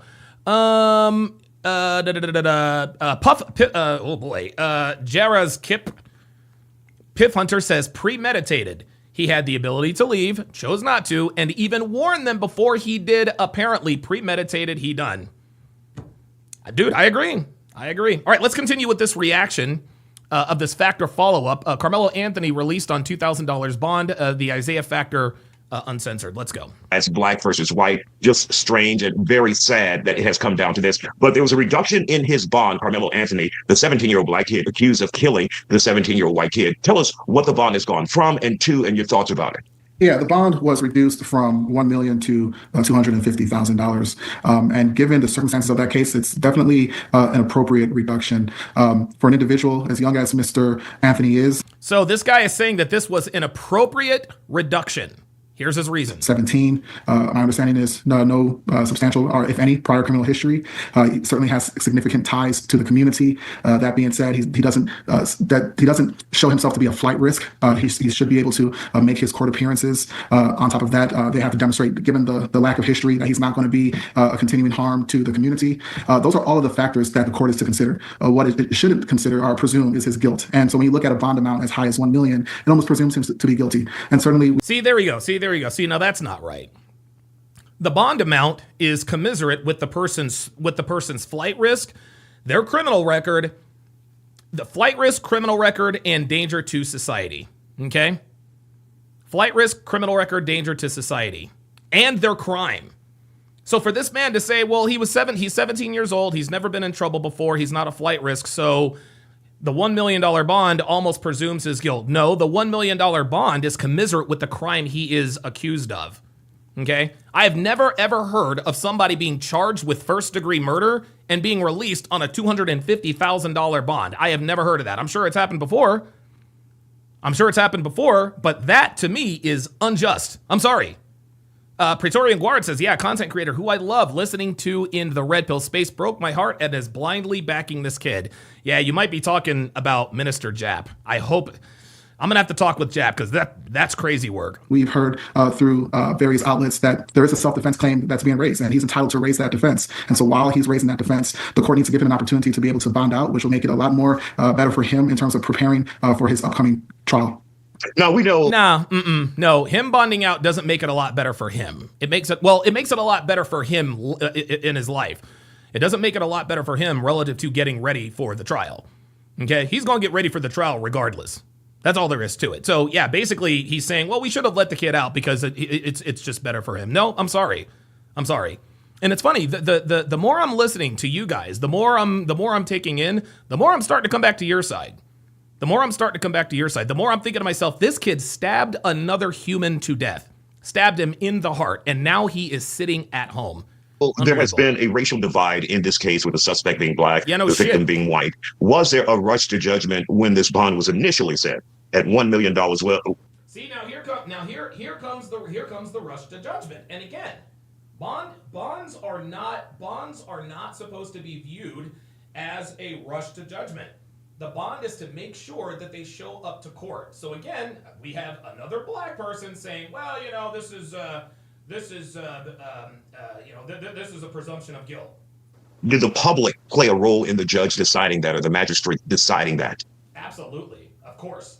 Well, I certainly never want to get into the mind of a judge. Do you hear that? I certainly don't want to get into the mind of a judge. So he didn't answer the question directly. Okay? Isaiah asked this dude straight up, do you think that public pressure led to this judge, Angela What's-Her-Face, reducing this bond? He knows the answer is yes. So what he is doing is he is avoiding answering the question by saying, well, I don't want to get into mind reading. No, he knows the answer is yes. That's why he didn't answer the question. Different judges have different criteria in terms of how they would like to establish a bond amount. It is a murder case, and we do typically see for murder cases, bonds tend to be substantially higher compared to other alleged crimes. Yes, of course, because murder is one of the worst crimes you can commit. And it's also one that garnered a lot of public media attention. And so, yeah, T-Law says, okay, let's reset here. Did these folks forget he intentionally killed someone? Apparently they have. Yep. They've forgotten. Certainly, judges who, in Texas anyways, have to be elected. Sometimes that is in the back of their mind, the media attention they want to make sure. Oh, looks like the Dennis Moore has lost his NICA card. He says, we are taking murder. We are talking murder. What if he kills someone else? Then he says, so the moral is kill someone, get free publicity and mad cash in your account, and maybe you get a name in a rap verse. Oh my God. Oh my God. That is the comment of the day. That is the comment of the day. So the moral is kill someone, get free publicity and mad cash in your account, and maybe you get your name in a rap verse. Guys, this is why this is a dangerous precedent. This kid committed a crime on a school campus, and they have raised $400,000 for this kid. If his defense doesn't come to $400,000, he's getting money for that. Dude, this is incredible. Make sure that they're not looking, especially in a conservative state such as Texas, that they're not looking, quote unquote, soft on crime. So sometimes that does influence a judge's decision to. Yeah, the answer is yes. It influenced her reducing the bond. Increase the bond amount, although it shouldn't. But if we were to be. It shouldn't, but it did. Frank, that human element, that political element does certainly play a factor in these decisions. Will this be a tough trial on both the criminal defense side and the prosecution side because the community is so torn about it, the country is torn about it, and because there's that racial element? Is that a tough case to handle? Yeah, I believe it shouldn't be a tough case to handle for the prosecution because the prosecution has more than enough to get a conviction from a jury. The reason why he's asking this is because, once again, he's asking for emotions to be coming into play. Praetorian Guard says they will argue no real period of deliberation. Yes, he brought a knife, but deliberation means pre-planning. Plus, he is a juvenile. I'm just being honest how these cases work. No, I got you. So yeah, Praetorian Guard says apparently they have footage. Yes, there is another video that we are going to react to where someone says, yes, we do have a video of the incident. I've tried cases where there have been, for once, 2 different cases I can think of where someone shot an unarmed individual and we claimed self-defense and we did it successfully. There's certainly room for a self-defense claim to be made, even when the individual, the aggressor. Yeah, he's talking literally about George Floyd. Did you hear what he said? Did you hear what he said? Listen to this. Defense, and we did it successfully. There's certainly room. Listen to this. Yeah, I believe so. I've tried cases where there have been, for once, 2 different cases I can think of where someone shot an unarmed individual and we claimed self-defense and we did it successfully. There's certainly room. Now let me not George Floyd, George Zimmerman. Sorry about that. Yeah. Okay. So he's tried cases where, somebody got shot unarmed. His client was the guy with the gun, and he got them off. That does not mean that this was self-defense, guys. For a self-defense claim to be made, even when the individual, the aggressor, is unarmed. That being said, as you mentioned, there are some racial tension that comes from this case. And as a defense attorney, you want to be mindful of that. You want to be mindful of what type of juror would be unfair. And so I think on both sides, there's going to be a lot of what's called strike for cause in the jury pool. When you say you're striking a juror member for cause, you're saying that jury member cannot be fair or impartial. And so those jurors are removed. And no, that juror cannot be fair or impartial. Translation, that juror wants to convict our client. That's what that means. And what's left are the ones that are typically going to be left on your jury pool. Mr. Carmelo Anthony is an African-American young male. And so if I'm his defense attorney, I'm certainly interested in making sure that he's tried by his peers of having other African-Americans on that jury pool of those 12, because we may not get a not guilty, but I can at least hope for a hung juror that if I can get some people that think like my client, that can see from my client's perspective. That think from my client and can see from my client's perspective. Gentlemen, this is an attorney talking. This is a lawyer talking. This black man, this lawyer, is sitting here saying, hopefully, we can get people on the jury who think like Carmelo Anthony that can possibly get him off. He's not talking about fairness. He's not talking about justice being served. No, he's like, listen, let's get some niggas on the jury so we can get a hung jury and get him off. This man is not interested in justice. Okay, this man is interested in an acquittal. Incredible. This man is a lawyer. Unbelievable. That juror can stand tall in that deliberation room and stick to a not guilty vote. And stick to a not guilty vote. Unbelievable. And of course, the 17-year-old has been given the opportunity to be placed on house arrest instead of being locked up as well. Attorney Bayoji Kingwala, criminal defense attorney in Houston, we appreciate your time here on The Factor Uncensored tonight. Thank you, sir. Safety even for the judge. Everybody is doing this knee-jerk bullshit where, Stop. I don't need to hear all that. Praetorian Guard says, but there's a thing called safety factors in self-defense. Zimmerman was way smaller than Trayvon. A smaller female could argue at 6'6", 300 pounds. Man is a deadly threat. I actually thought that Zimmerman, maybe I saw Zimmerman after he gained weight. Like he got real fat. The Dennis Moore says, does this guy talk? This guy talks way too fast. Yeah, I sped up the video to keep it away from. I sped up the video to keep away from, to keep within copyright laws. Yeah.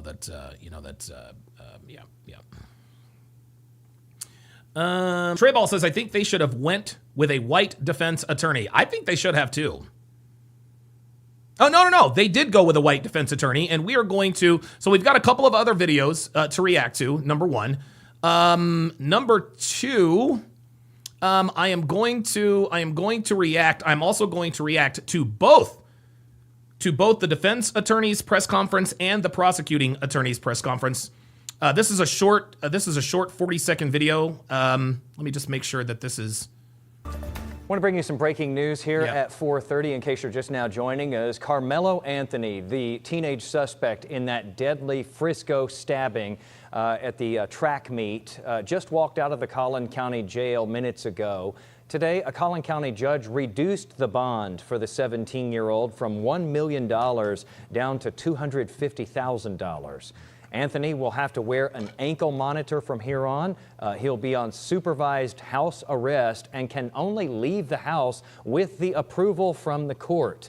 He has to stay off social media as well, and he cannot contact the victim's family. Wanted to bring you that video, though. We're going to have a live report with the very latest coming up in just a little bit at 5 o'clock with W. All right, very good. Let me make sure that there are a couple of other.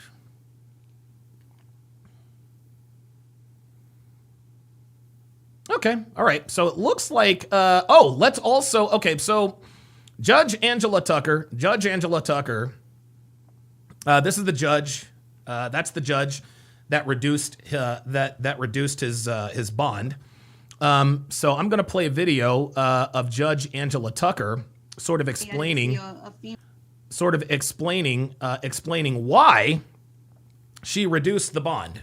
Here we go. I didn't see a female in my hometown that was an attorney until I was in law school, and went back to intern, and certainly not a person of color. And so now when we can have, summer interns come up and they are every race, creed, color, gender, but they can see someone that looks like them on the bench, I think that is so beneficial because it's representation. And when they look at me, young kids, law students, whoever it is, I want them. I apologize. I thought I was told that was her talking about her rationale for letting him off. That, of course, is Lily Gaddis.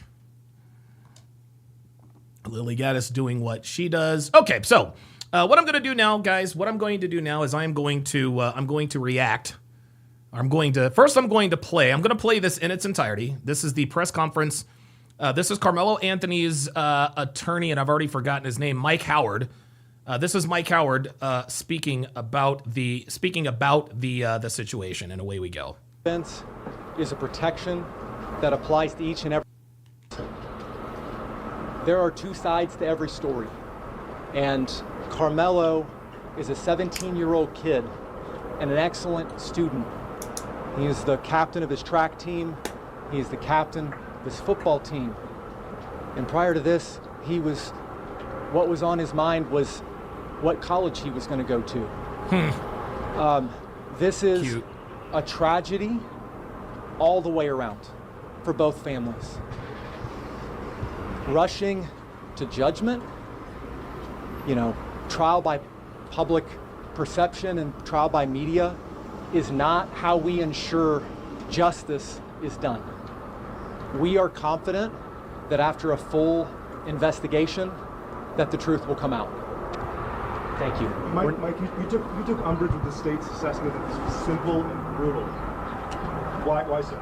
Well, the fact of the matter is, like I said, there's two sides to every story, and we've only heard one side. Oh, wow. Robert Anderson says, I have a strange feeling that this is just going to encourage more incidents like this. Absolutely. Honest Ed says, if Carmelo doesn't get convicted, 100 Carmelos will follow. I'm trying to tell you. I agree 100%. Alex B says, if it's a black jury, he's going to walk free from the majority of sentiment I've seen from the black community. Another reason why this stream is important to remind the white public that sensible black people exist. Absolutely. In any criminal case, the police investigate and the defense is always far behind that. And so it is a one-sided investigation to this point, and even that investigation is still ongoing. So to say that it happened this way or that way is just not accurate at this point. All of the facts are going to come out, and that's why our system of justice requires that we keep our minds open and we let the facts come out as they are after a full investigation. Is your client going to be able to make bond and get out today? I anticipate that he will be able to make bond. I can't speak to how quickly that will go. I anticipate that he'll be able to make bond. I have no idea how he could have possibly known that. Funds, in the funds that have been raised are not quick to come out, and then there's obviously a process to the release process once bond is posted. The big question that a lot of people have is, why was this young man armed on school property? That's an understandable question, but it's not something that, frankly, we're prepared to even go into. This is something that I know the police and the prosecution want to get it right and want to have a full and fair investigation, and so do we. So it would be irresponsible for me or them at this point to start saying, this is what happened, this is why, anything. So I understand that's a big question. It's going to be a big question, and it's something that we will find out, and we ask that the public, as hard as it is, withhold judgment and let both of these families have justice, that let both of these young men, the Metcalf family and the memory of who they've lost, but also Carmelo, have a fair and full justice process. How has he? Dee says minors can carry knives in Texas. That's less than 5.5 inches. Not a crime. Yes, Dee not a crime, my friend, but it is a crime to bring a knife to school. Dude, Dee you're going to lose this argument, my friend. Like, Carmelo Anthony is 272% guilty. I'm sorry. Like, listen, man, you can try and justify this all you want to. Like, this kid is guilty. On the reduction of this bond, you feel it's fair? I feel it's fair. Of course he feels it's fair. Bond, as the judge said, is not supposed to be an instrument of oppression. It's not supposed to keep people in jail. It's not supposed to punish. It's supposed to ensure that a person shows up to court, complies with all conditions, and it's supposed to keep the community safe. So this is a large and substantial bond, and the judge has, I think, rightly imposed reasonable conditions that will ensure both Carmelo and the Anthony family's safety, but also the safety of the community. What was Carmelo's reaction today? He didn't seem very talkative toward you. And how has jail, I guess, been so far for this teenager? And is he on suicide watch or anything like that? I honestly can't speak to Carmelo's reaction because I was so focused on the hearing and what was going on and what the judge was saying. I think we have to all remember Carmelo is a 17-year-old kid who's never been in any sort of trouble before. See? Oh, never mind. If you can just put yourself in his shoes, this is a scary, bewildering process, and I can't even imagine what was going through his head, just as I'm sure I can't imagine what was going through the heads of the Metcalf family. So this is something that is new to all of them and incredibly trying. So for people who want to know, why were you selected? I mean, what is your experience? I mean, you had to be really good. I can't speak as to why I was selected. I wonder why he was selected. It's important to have an attorney that you connect with, that you feel has the right amount of experience and the right investment in the case, and I'm not speaking to anybody else. I just know that that's important in any case. Okay. Just how unsafe does this family feel? You mentioned it multiple times. Yeah, I mean, look, I'm not going to speak for them at this point, but I think you can imagine the press coverage on this case has been immense, and the online and public reaction has been immense. And unfortunately, as is common in our culture, especially lately, the vitriol and the public reaction one way or the other has been intense. And threats and talk of race war and all kinds of insanity isn't good for, obviously, the Anthony family. It's not good for the Metcalf family. It's not good for the peace and safety of our community. So, I would ask, and I know both sides would ask, that the temperature on this be allowed to come down, that the media, you guys have a job to do, and I understand that, everyone does, but at the same time, we just ask everyone in the public and everywhere to let this process play out fairly and fully for both sides. Okay, thank you guys. So let things. All right, so I let it play and didn't interrupt him. Now I'm going to react to it. Here we go. To say if she can do it. Wait a minute. Sorry about that. Self-defense is a protection that applies to each and every one of us. Yes, self-defense is a protection that applies to each and every one of us, but listen to what he says. There are two sides to every story. Yes, yeah. Listen. I get it. Self-defense is a protection for each and every one of us when your life is in danger. Okay? When your life is in danger. Carmelo Anthony's life was never in danger. No matter what niggas tell you, Carmelo Anthony knew his life wasn't in danger. You want to know why? Because he taunted the kid. He said, touch me and see what happens. Okay? That wasn't, and again, what Janik talked about here in, knife person number one is, hey, I've got a knife and I'm not afraid to use it. You better stay away. No, Carmelo didn't tell him stay away. He said, touch me and see what happens. He was that, gentlemen, that was a warning. That was a warning, man. That's what Carmelo did. He said, yeah, touch me and watch what happens. And Carmelo is a 17-year-old kid and an excellent student. Kid and an excellent student. So now they're trying to infantilize him. He's a 17-year-old kid. He didn't know any better. He's a child. He's a juvenile, blah, blah, blah, blah, blah. This is what, dude, I'm going to tell you what, this is what the nigga community loves to do.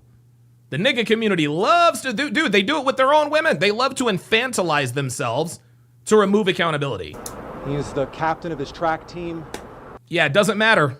Just because you're the captain of a track team doesn't mean you're not guilty, doesn't mean that you're not guilty of a crime. Sorry. He's the captain of his football team. Yeah. And prior to this, what was on his mind was what college he was going to go to. No, what was on his mind was, how do I hide this knife? How do I hide this knife? Guys, yeah, and you guys are saying in the chat, this is literally just filibustering, guys. He's trying to infantilize this kid, and he's not doing a very good job of it. This is a tragedy all the way around for both families. Rushing to judgment, trial by public perception and trial by media is not how we ensure justice is done. We are confident that after a full investigation, that the truth will come out. Yeah, T-Law says all this shit doesn't apply at all. No, I totally agree. I totally agree. Thank you. Mike, you took umbrage with the state's assessment that this was simple and brutal. Why so? Well, the fact of the matter is, like I said, there's two sides to every story, and we've only heard one side. No, we've heard more than one side. We've heard more than one side. In any criminal case, the police investigate, and the defense is always far behind that. And so it is a one-sided investigation to this point, and even that investigation is still ongoing. So to say that it happened this way or that way is just not accurate at this point.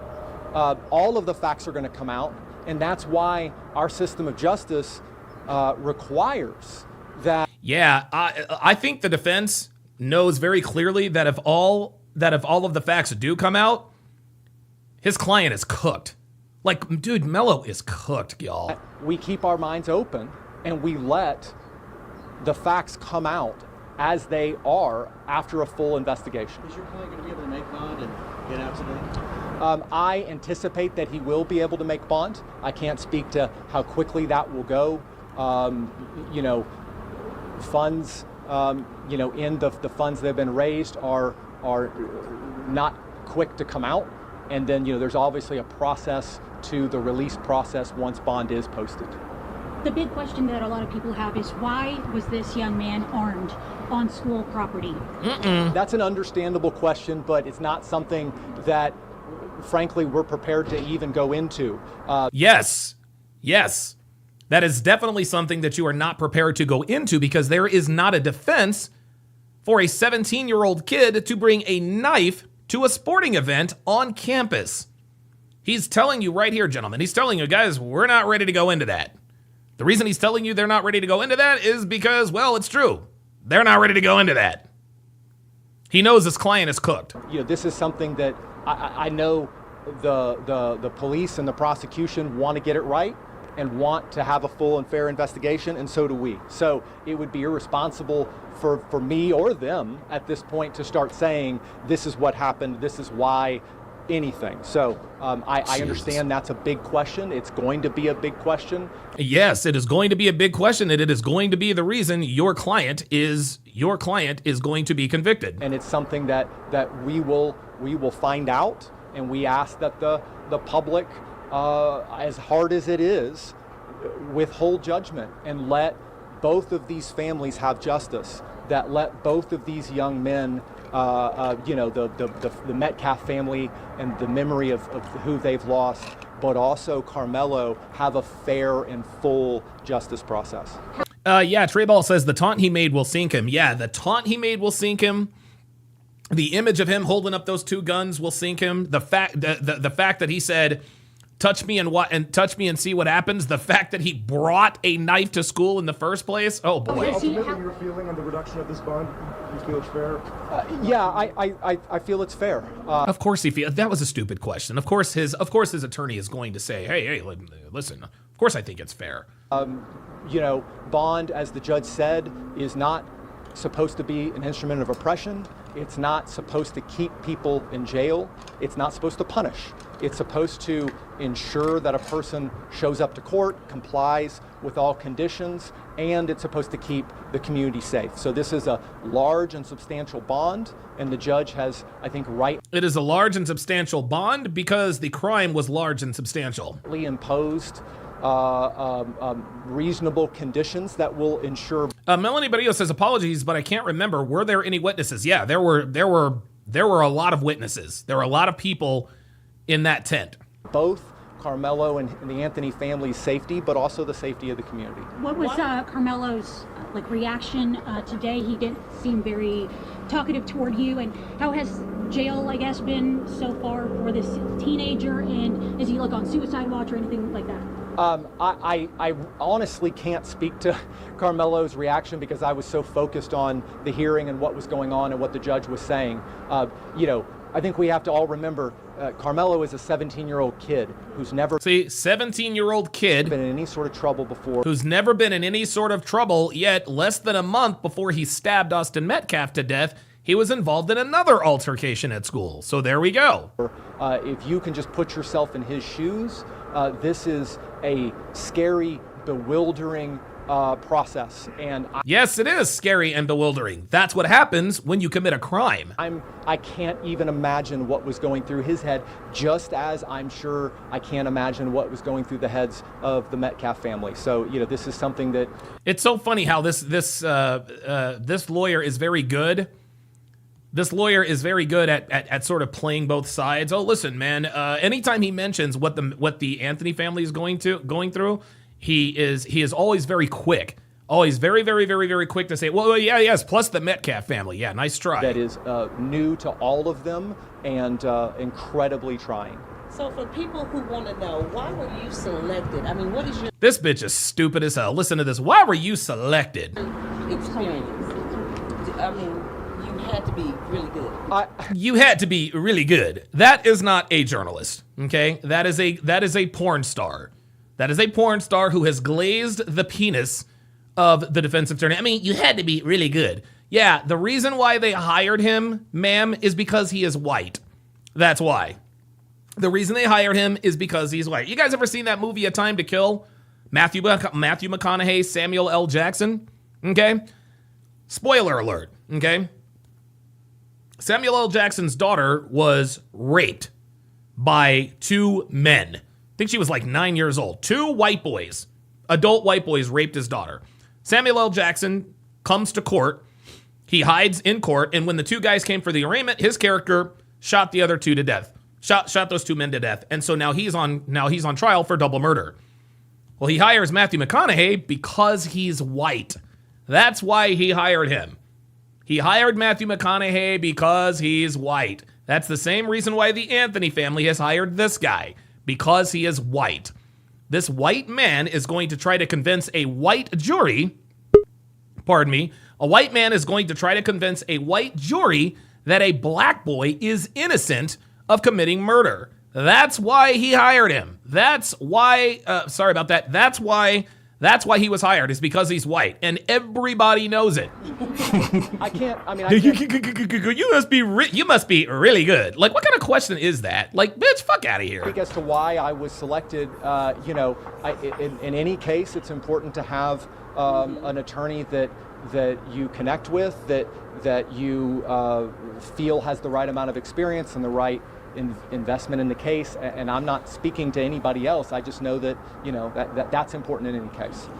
Just how unsafe is this? Good answer. You mentioned it multiple times. Yeah, I mean, look, I'm not going to speak for them at this point, but I think you can imagine the press coverage on this case has been immense. and the online and public reaction has been immense. And unfortunately, as is common in our culture, especially lately, the vitriol and the public reaction. Yeah, you want to know why there's vitriol, counselor? You want to know why there's vitriol? Because people are sick of niggas, man. People are tired of niggas. We're sick and tired of fucking niggas, y'all. We're done. People don't want niggas nowhere. Okay? The world is getting tired of niggas. There are countless videos of countless resorts saying, "Hey, look, man, we don't like black people here. We don't want American black people here because they're rowdy, they don't tip, and they're out of fucking pocket." Myron said it best. Myron said it best. We don't have a race problem. We have a problem race. We don't have a race problem, gentlemen. We have a problem race.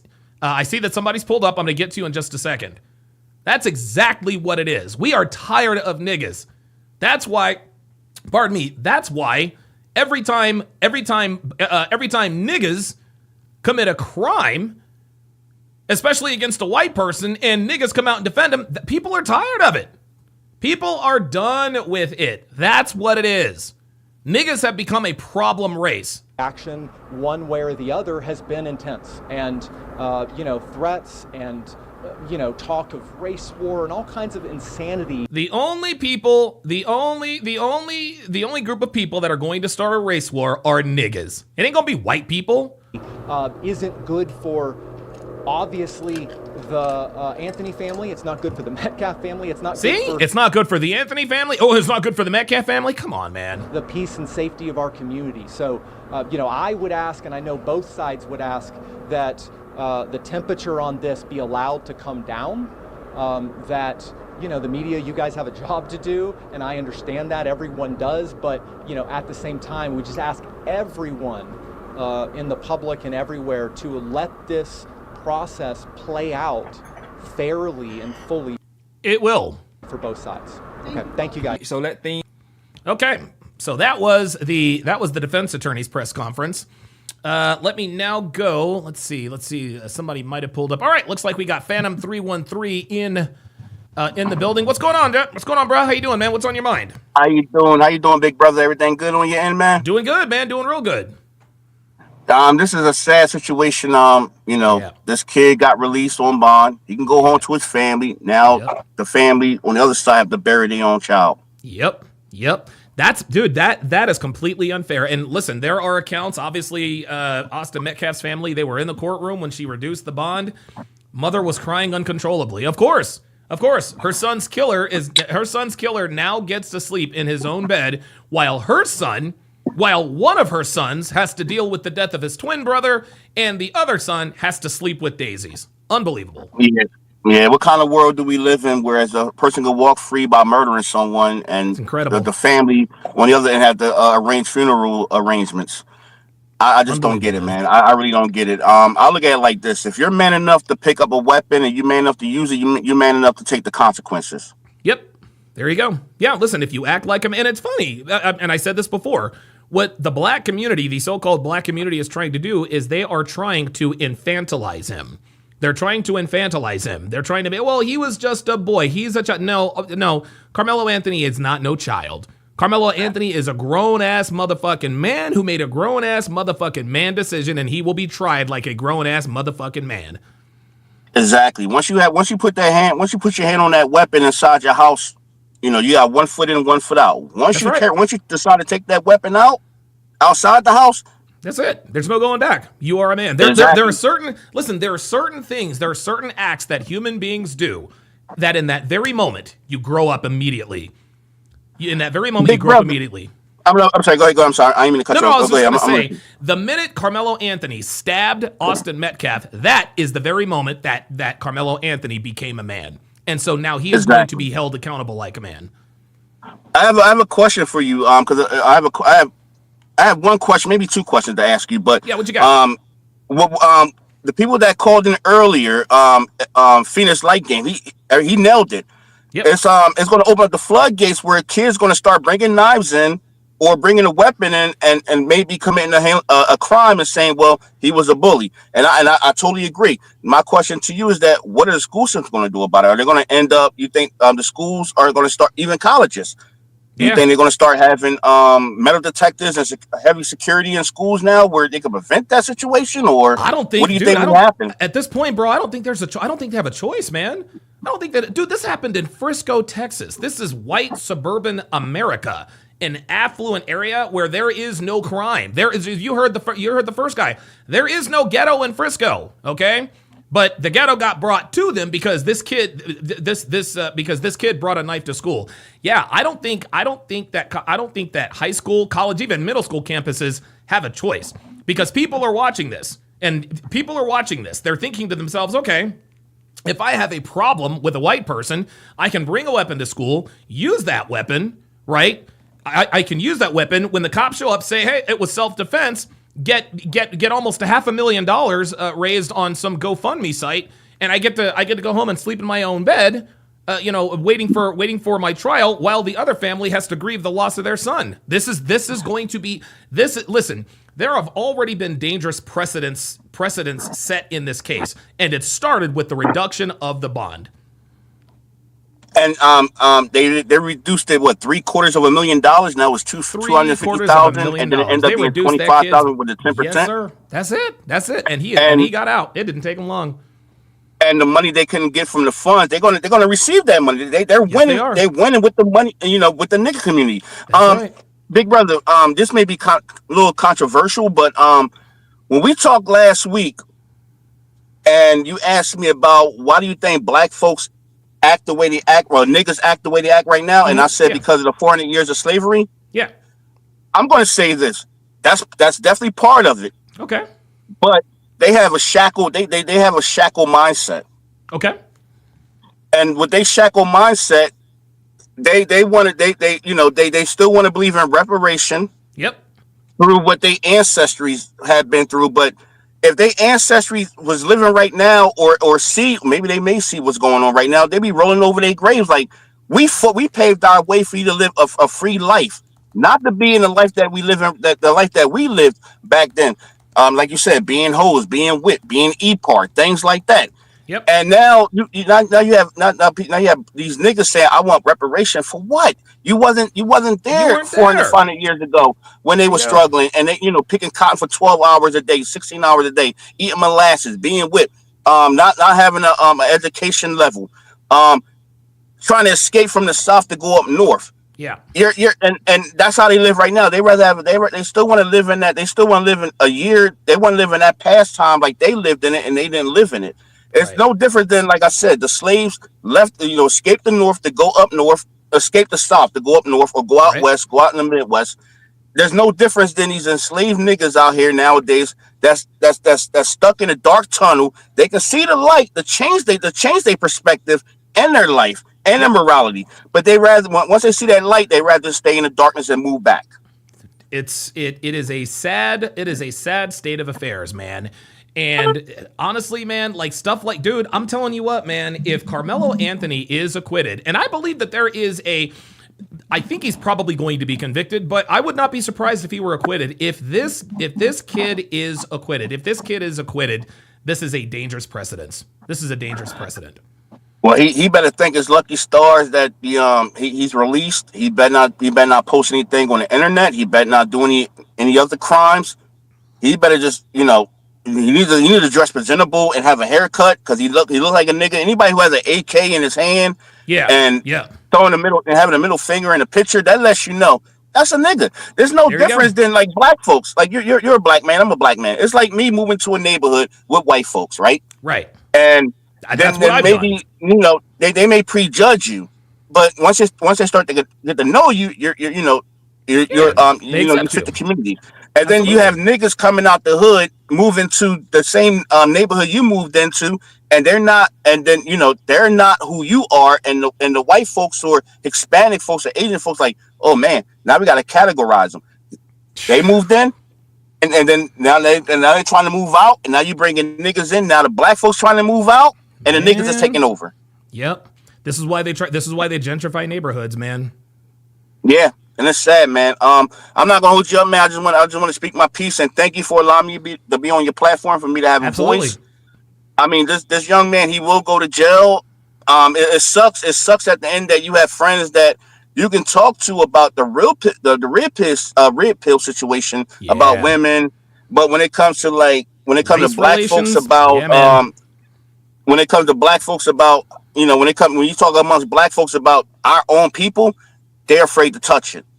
Absolutely. And there's nothing wrong with you doing it, because what you're doing right now, a lot of people should actually be listening to you, Myron. But right now, I'm not on Myron's channel, Fresh and Fit. I'm on your channel and your platform. People need to actually start listening to what you have to say, because you're just a black man letting everybody know how the black community is. Yeah, man. Yeah, listen, I'm trying to get as many people out the hood as possible, man, and that includes the hood in your mind. Thanks for chiming in, buddy. I appreciate it. No problem, man. Take care of yourself. Love you, brother. Yes, sir. You too, man. Phantom313 chiming in. And so looks like we got the niggadar. We've got another nigga in the chat. This nigga Sway Coreblocks U2 says her son is sleeping in the bed he made. See, niggas. What niggas like Sway Coreblocks.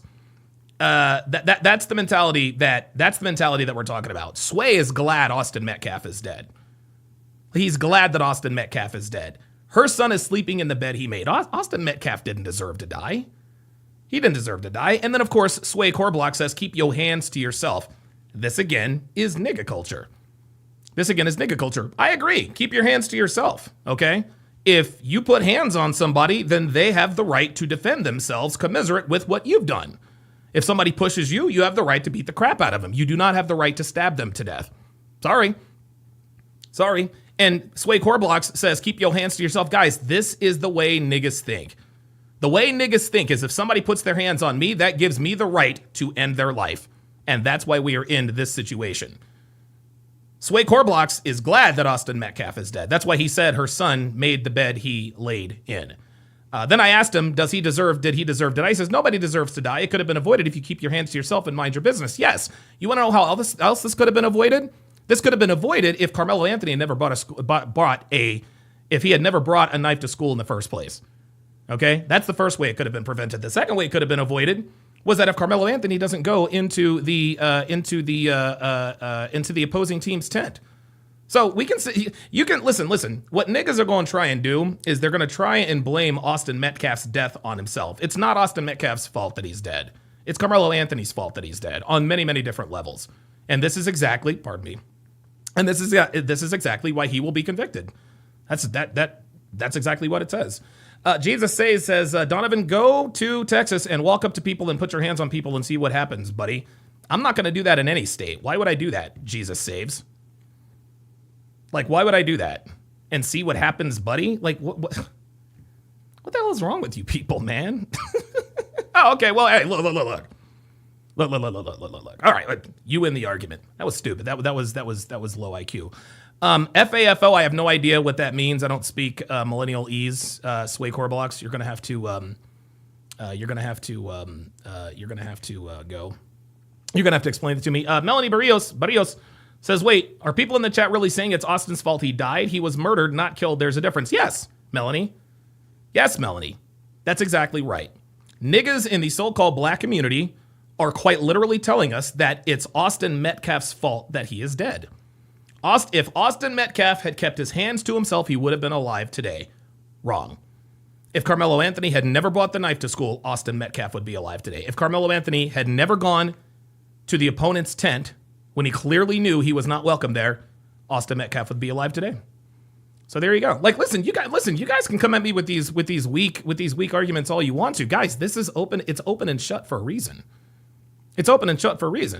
And Sway Coreblocks doesn't have an answer to what I just said, just like Edward Cross says. There is no answer. Yeah, MS7 says, FAFO, fuck around and find out. Yeah, you know what, Sway Coreblocks? You know, Austin Metcalf didn't fuck around and find out. Austin Metcalf did what he was supposed to do. No, Carmelo Anthony is the one that fucked around and found out. See? And again, Sway Coreblocks is letting us know indirectly that he is glad Austin Metcalf is dead. Guys, I think what we all need to understand is that there are actually niggas who celebrate the death of white people at the hands of black people. Okay? Sway Corblox is one of those people. He is glad that Austin Metcalf died at the hands of Carmelo Anthony. Sway Corblox is glad that Austin Metcalf's mother is grieving the death of her son. Okay? She's grieving the death of his son. Jesus Save says, no, you're just scared of knives. His knife was legal. His knife was legal. If he were outside of campus, Jesus Saves, then he would have been legal. It is against the law to bring a knife to school. It was under 5.5. You don't even know the law. I do know the law. And he can carry a knife that's under 5.5 inches. But here's why you don't know the law. It is illegal in the state of Texas to bring a knife on campus. There you go. There it is. There it is. Sway Corblock says, say my name again. No, now I'm going to ban you. Because dude, I swear to God, niggas are so funny. Niggas are so funny. They think that if you actually say their name, that they win. No, nigga, you're a nobody. Like, you're literally a nobody. And listen, I'm not afraid to talk to you. If you want to pull up, you are more than welcome to pull up. As a matter of fact, Sway Corblox, and I will say your name again. Say my name, say my name. At Sway Corblox, pull up. Pull up, Negro. Pull up. Oh, wait a minute. Hold up. Wait a minute. I'm not afraid. Honestly, I'm not afraid to talk to you people. Why is this not working? Is something wrong with my, wait a minute. That's weird.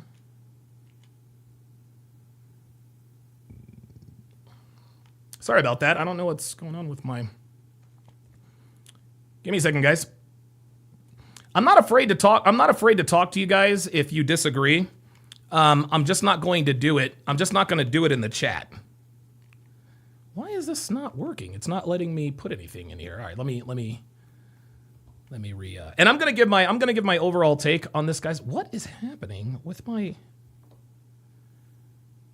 I don't understand what the hell is going on.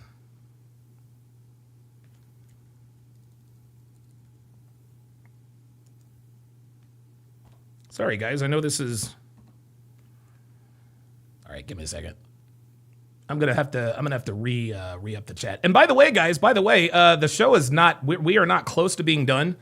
We are not close to being done. I am also going to be... I'm going to be doing police videos. Later on in the show, I will be reacting to police videos. And also, I'm going to talk about the waitress in Chicago who got her ass kicked by two black women. A woman in Chicago got her ass kicked by two black women for a ridiculous reason. I have no idea why my mouse is not working, and that is a big problem. That is a big time problem. I don't know why I'm not able to do anything with my... There we go. Okay. Yeah, listen, if you disagree, if you want to make fun in the chat and all this other kind of stuff, listen, I'm not afraid of cowards. I'm not afraid of you people. I'm just not. But I'm not going to have conversations. I'm not going to have conversations with people who are only in the chat. I think I need you to pull up. No, it's not bad. Oh God. All right. Guys, it's not the batteries. I'm still able to use my mouse, but for whatever reason, my mouse is not functioning. This is weird. This is very weird. It's not allowing me to do anything. But at any rate, guys, thankfully, guys, the link for you guys to pull up is in the chat. The link for you guys to pull up is pinned in the chat. I do not know why, dude. I'm on a $15,000 computer system. I will never understand why anything ever malfunctions. I'm just impatient like that. Okay, let's go to the prosecution attorneys. Let's go to his press conference here, and I'll react to what he says here. Hang on, guys. I don't know what the hell is happening. I really don't. I don't think it has anything to do with my equipment. I think it I'm able to move the mouse, but for whatever reason I can't click anything. I can't execute.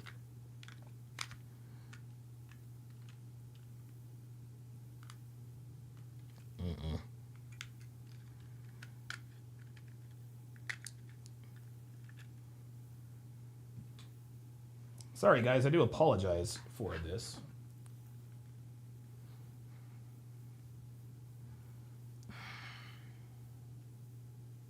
Oh, that's the negative. Oh, I'm an idiot. There we go. All right, let's see how this works.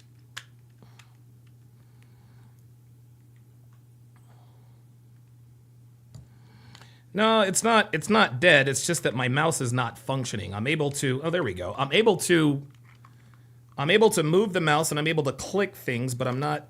It's not allowing me to be. It's not allowing me to put anything in the chat. It's kind of weird. There we go. There we go. All right. There we go. All right. So who was the Professor Xavier says? How do we pull up like this, Professor Xavier?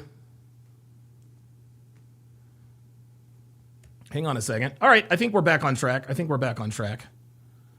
Give me a second here. So let me, okay, let me copy. So if you want to pull up, guys, there's the link right there. What was the other guy's name? At something or other. Yeah, the link is pinned in the chat, guys. Yeah, Sway Corblocks, another dumb nigga. Yeah, he's still watching. So Sway Corblocks, there you go. Sway Corblocks is another dumb nigga. So is Jesus Saves. Jesus Saves, you're also another dumb nigga. You're also a dumb nigga in here, literally trying to blame Austin Metcalf's death on Austin Metcalf. This just shows, again, the degeneracy. This just shows how pathetic you niggas are, man. This is, sorry, man. Like, this is like, good guys. This is why nobody takes you guys seriously. This is why nobody takes you people seriously, because you people are dumb. No, we're good. Here, let me give you a link, Professor Xavier. There's the link to pull up right there. If you want to pull up, there's the link. There is the link. All right, very good. So now let me react to the prosecutor. In this case, he seemed to be a little bit more fair-minded. So here we go. Everybody, there's not much I can say, but the judge. Mic on you, sorry. All right. Can you come this All way? right. Sure. Okay, that's fine, right there. All right, there's not much I can say. The judge has made the call, and so what's important is what's next. Frisco PD will be finishing up their investigation. They will. Yeah, Dana Gonzalez makes a very good comment. She says, these people are saying they're happy Austin is dead are the same people that will be crying in a week when a young black man is killed by a police officer. That's why you can't even take them seriously. There you go, Dana. There you go. There it is. Like, dude, I see all these kinds of, they're mad that Austin Metcalf is out on bond. Why in the world would you say that? A young man is dead, and you're celebrating the release of his murderer? Come on. Submit the case to my office. We will review it and ultimately present it to a grand jury. And so that's what's next. It's pretty much all I can say right now. We do our speaking in as far as the facts go in the courtroom. Many of you were in there, so you understand what was said. But this is a terrible tragedy for our entire, not just Frisco, but Collin County community. One family has suffered a permanent loss. It's the most unnatural thing for a parent to lose their child. It's permanent. It's crazy, profound. man. It's certainly premature. And it's the hardest thing that I think a human being can go through is to lose their child. The Anthony family has had a different kind of loss, but a loss nonetheless. But the judge has made her call, and we look forward to continuing the process and looking forward to reviewing all the facts of the case that Frisco PD is coming up with and present it to a grand jury. What we're concerned about as prosecutors is justice, truth, and accountability. Justice, truth, and accountability. That's what I want, is justice, truth, and accountability. Niggas want an acquittal, and I'll talk about this a little later. And so we will go where the facts lead us. We will go where the facts lead us, and then I actually cut it off a little early because the press conference continued for a little while longer. In your office, sir? Well, this has definitely rocked our entire community. Of course it has. And so it has struck a nerve in the community, and it's hard for everybody to be level-headed at a time like this. It is. So that's where we come in. It's our job to be level-headed, to be fact-based, and to follow the truth wherever it leads. Thank you so much. And what is your title? Yep. He said they will follow the truth wherever it leads. So again, the prosecuting attorney is like, hey man, we're interested in justice. We're interested in justice. T-Law says he definitely wants to say more than he's saying. SMH, listen, he knows what he's doing. He knows what he's doing. He absolutely knows what he's doing. Yeah, so far nobody has pulled up. We got a bunch of niggas in the chat who want to disagree and make fun. And when I asked them to substantiate their claims, just like cowards, they run. You ever been arrested? Give me a second, guys. I'm gonna give my take here in just a second. There we go. That's what I'm looking for. On February. There we go. Okay, so that's the one right there. Okay, I'll probably have to find that one. Brandon Nesbitt says that bond was ridiculous for a 17-year-old, though. I mean, come on. No, Brandon. No, the bond was commiserate with the crime. The bond was commiserate with the crime. The reason why it was a $1 million bond is because Carmelo Anthony was accused of first-degree murder. That's why. And it's the age of the defendant. The age of the defendant is not a factor in this particular case. The age of the defendant is not a factor. This grown-ass man, stabbed another man. He stabbed him to death. That's what he did. All right, so now I'm going to give my take. I'm going to give my take on this, and then we will get into the nitty-gritty. We'll get into the Chicago. We are definitely going to watch some police videos, and yes, we will play police video hard R bingo. Yes, we will. Yes, we absolutely will. There we go. We absolutely will. Let me read some of your comments first before I get to your comments. And again, guys, thank you guys very, very much for tuning in. I appreciate that. I appreciate this very, very much. I think that this is a very, very important conversation for us to be having because it appears that most black people are actually out here defending this guy. Fuck around and find out. Ha ha ha ha ha. Okay, yeah, that's very mature of you, but that also shows that you are a nigga. You are a nigga. People are. This is again, guys. This is racial idolatry, is what this is. This is racial idolatry. I mean, let's just. I mean, dude. Point blank. Period. Point blank. Period. That is exactly what this is. So, anytime, guys, there is a polarizing, political topic or religious issue, the two sides become very angry with each other, right? We can see that happening here, right? The pro Carmelo crowd is very angry at the pro Austin Metcalf crowd and vice versa, right? We're seeing it right now on the news. We're seeing it on social media. We're seeing it on YouTube videos. We're seeing it in the comment section. The thing is, guys, and I want to make this very, very clear, okay? The thing is that most of these people don't feel as much passion for their side of the cause as they do anger for the opposition. And it looks like somebody has pulled up. I'll get to you in just a second, Drew Danger. Okay? Most people don't feel as much passion for their side of the cause as they do anger for the opposition. Okay? And at some point, it really becomes more about pissing the other side off and hating those who oppose them than the actual cause itself. We're seeing it in our comment section right now. He fucked around and found out, right? He fucked around and found out. Like you're literally like you're not like honestly, seriously, you're saying that in the comments. But would you say that to Jeff Metcalf? Would you say that to Austin Metcalf's father? Would the niggas that are coming in here talking about he fucked around and found out, keep your hands to yourself, all this nigga shit? Would you say that to Austin Metcalf's dad's face? Well, your son fucked around and found out, Mr. Metcalf. Mrs. Metcalf or Miss Metcalf, your son is laying in the bed that he made for himself. Well, of course they wouldn't. Of course they wouldn't. They're human beings. They would obviously feel the pain and the anguish, right? But they're more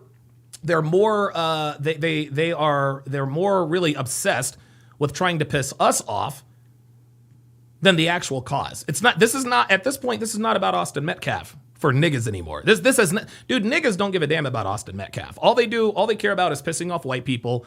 They want niggas getting away with killing white folks. That's what they want. Mason with the $2 super chat says, honestly, I'm not surprised that this happened. Neither am I.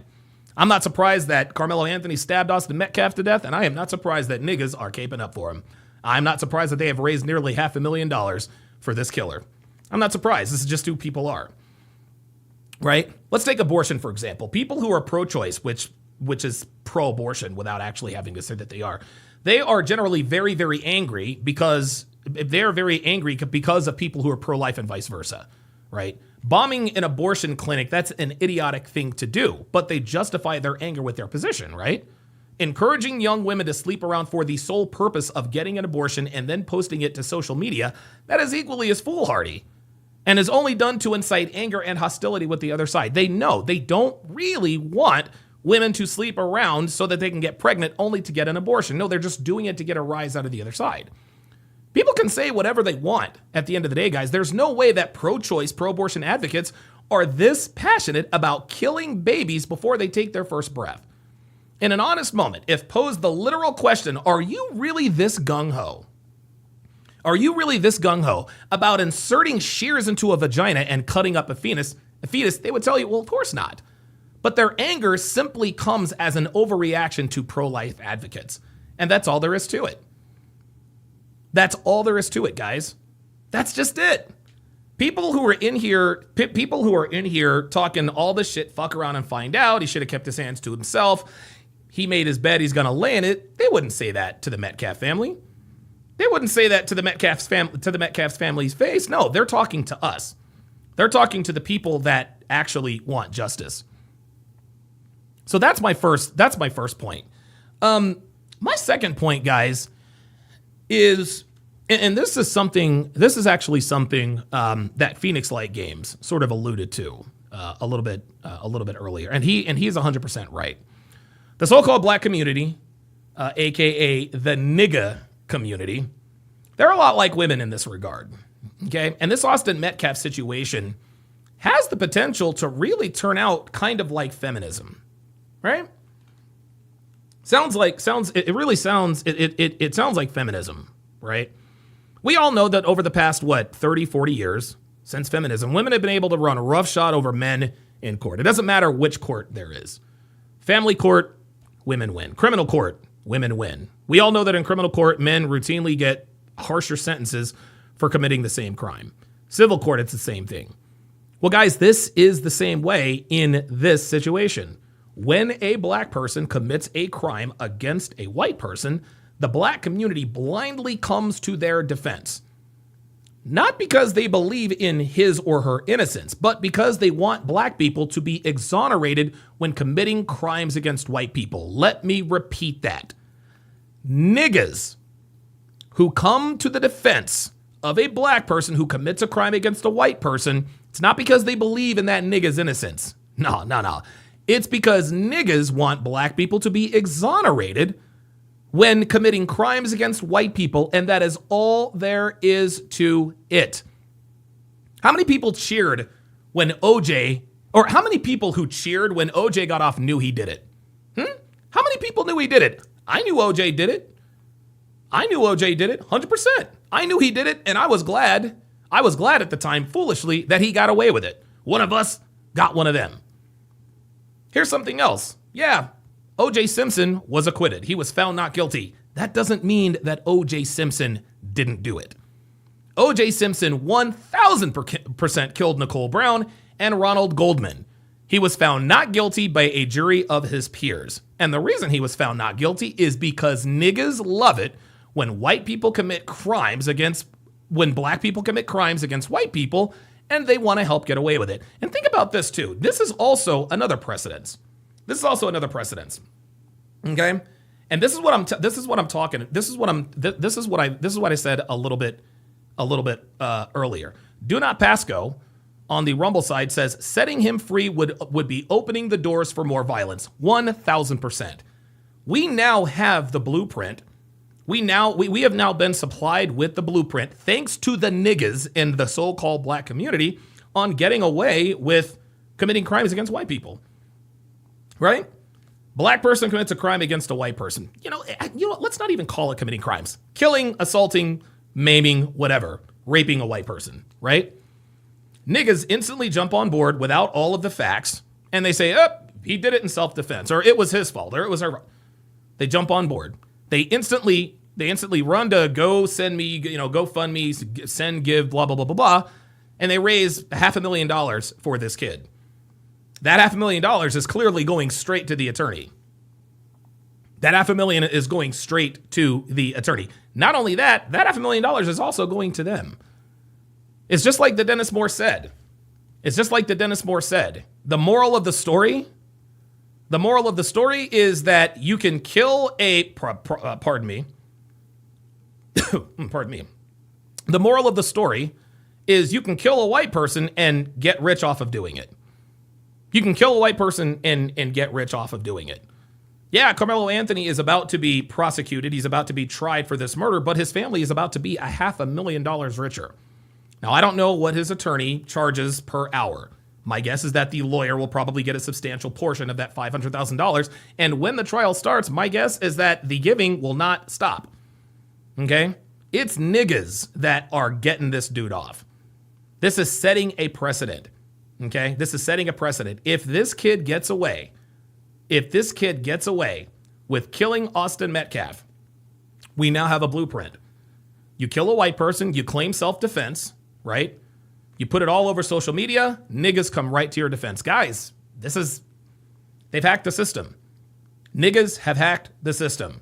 We actually have people who believe this kid was justified in what he was doing simply because of the false narratives that he's putting it out. Ghost 1978 says, if he is found innocent, there will be a bad precedent set. Absolutely. Absolutely. And I'm going to tell you what, man. I can't think of another trial. I remember the OJ trial. That was the trial of the century. Man. This has the potential also to be the trial of the century because there are major, major implications that hinge upon his innocence or guilt.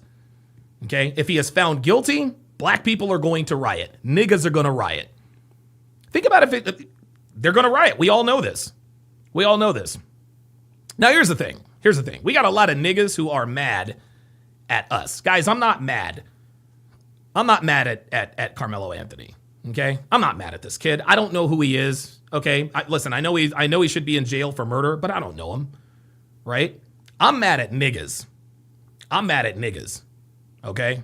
I'm mad at niggas because niggas are consistently endorsing this behavior with their music and their culture, and then when a nigga actually kills a white person, oh, yep, there it is. We're just going to pay the money, and we're going to make sure that he gets released. It's going to make sure that they're going to make sure he is released. $5, $10. All niggas got to do is pool their money together. That's all they have to do. There's another story. Professor Xavier says conjecture and hyperbole. You're gonna have to give me a little more context than that. Kyron Lacey is a former LSU receiver who recently killed himself. He was an NFL hopeful, and they found him dead. I forget where they found him dead. Anyway, he killed himself. Right? Cause of death was suicide. Well, not long ago, he was arrested for, I think, vehicular manslaughter. Like he was driving recklessly, he was passing people, he caused this big wreck, and a 78-year-old lost his life. Okay? Kyron Lacey, I think he might have been wanted by the cops, whatever the case may be. Kyron Lacey decided to kill himself because he knew he was probably going to be found guilty, just like Henry Ruggs III. It's just like Henry Ruggs III. Black people have saved Carmelo Anthony's life because of the outpouring. Okay? They have saved his life. Carmelo Anthony probably would have offed himself. He probably would have offed himself. But now, because there is a reasonable chance that he might actually be acquitted, combined with the fact that he just made a reduced bond, now he gets to sit at home. He gets to sit at home while all of this is happening. So niggas have saved this kid's life. This kid probably, honestly, when this kid was sitting in jail, I can promise you, suicide probably entered this kid's mind at some point. Okay? Because not only do we know he's guilty, Carmelo Anthony also knows he's guilty. He knows he's guilty. He knows he did it. He knows he did it. Right? He knows what happened. He knows he's probably going to jail. Right? But this has the potential to be sort of a powder keg. Because like I said before, if Carmelo Anthony is convicted, black people are going to riot. Black people are going to riot. And the Dennis Moore on the Rumble side said, yeah, there are no collections for the funeral of the stabbed guy that I have heard of. Absolutely. And this is what's wrong with this country. There is no outpouring of affection for the Metcalf family. There is no GoFundMe to help the Metcalf family bury their son. Yet there is a GoFundMe. There is a GoFundMe for the kid who actually committed the crime. And they have raised nearly $500,000. This, again, guys, if niggas continue to do this, I'm telling you, man, I'm telling you, dude, we better watch out. We better watch out, because I think what a lot of niggas tend to I think what a lot of niggas really sort of, what gets lost in translation is that we're the minority, guys. We're not the majority in this country. We make up 13.5% of the population in the United States of America. And if white people decide, you know what? We're done with this shit. Y'all, we are all in fucking trouble. We are all in fucking trouble, y'all. If white people decide to flex their majority, that's going to be bad for all of us. That's going to be bad for all of us. Niggas, it's so funny. Niggas really do believe. They really do believe that they can get away. That's cool. If Carmelo Anthony gets off, that's going to be a bad precedent. There's going to be many, many more Carmelo Anthonys. How many more Carmelo Anthonys are there going to be before white people finally just say, hey, man, enough's enough. Enough is enough. Robert Anderson says there is a GoFundMe for the Metcalf family. Okay, good. And I can promise you, well, I wonder what the GoFundMe is up to on that one. I wonder what the GoFundMe is on that one. Right?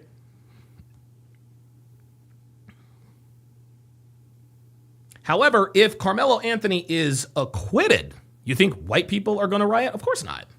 They're not going to riot. That looks bad. Not only that, white people don't act like savages when shit doesn't go their way, unlike niggas. Right? Guys, that's on the minds of the jury. Whatever jury ends up being selected for this case, that's going to be on their minds. They're not really going to be thinking about innocence or guilt. They're going to be thinking about the repercussions of an acquittal or a conviction. They're going to know, if we acquit this kid or if we convict this kid, black people are not going to be happy. They saw what happened to Minneapolis. They saw what happened to LA. They saw what happened in Watts, that neighborhood in LA. They see what's happening in Oregon. They see how niggas react when shit doesn't go their way, especially in court. That's going to be on their minds, guys, just like it was on their minds in the OJ case. Now, here's the difference between people like me and niggas. Niggas want an acquittal, okay? Niggas want an acquittal, straight up. They don't care. They want this kid to be acquitted no matter what. They want this kid to absolutely be acquitted. Dude, this has not, as far as they're concerned, this has nothing to do with justice. They want an acquittal because they want a black person to get away with killing a white person. Straight up. That's all they want. That's what they want. That's what they want. Drew Danger, I'm going to get to you in just a second. They want an acquittal. Straight up. They don't care. They're not interested in justice. My side, we're interested in justice. Now, here's the thing. If we were to find out in the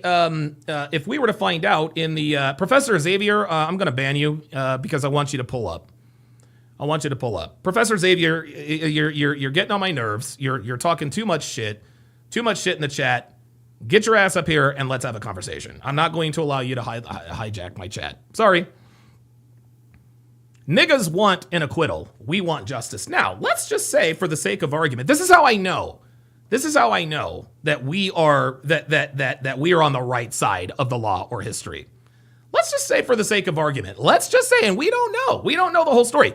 Let's just say that during the case, it comes out, or there is a video of Austin Metcalf saying, "Get out of here.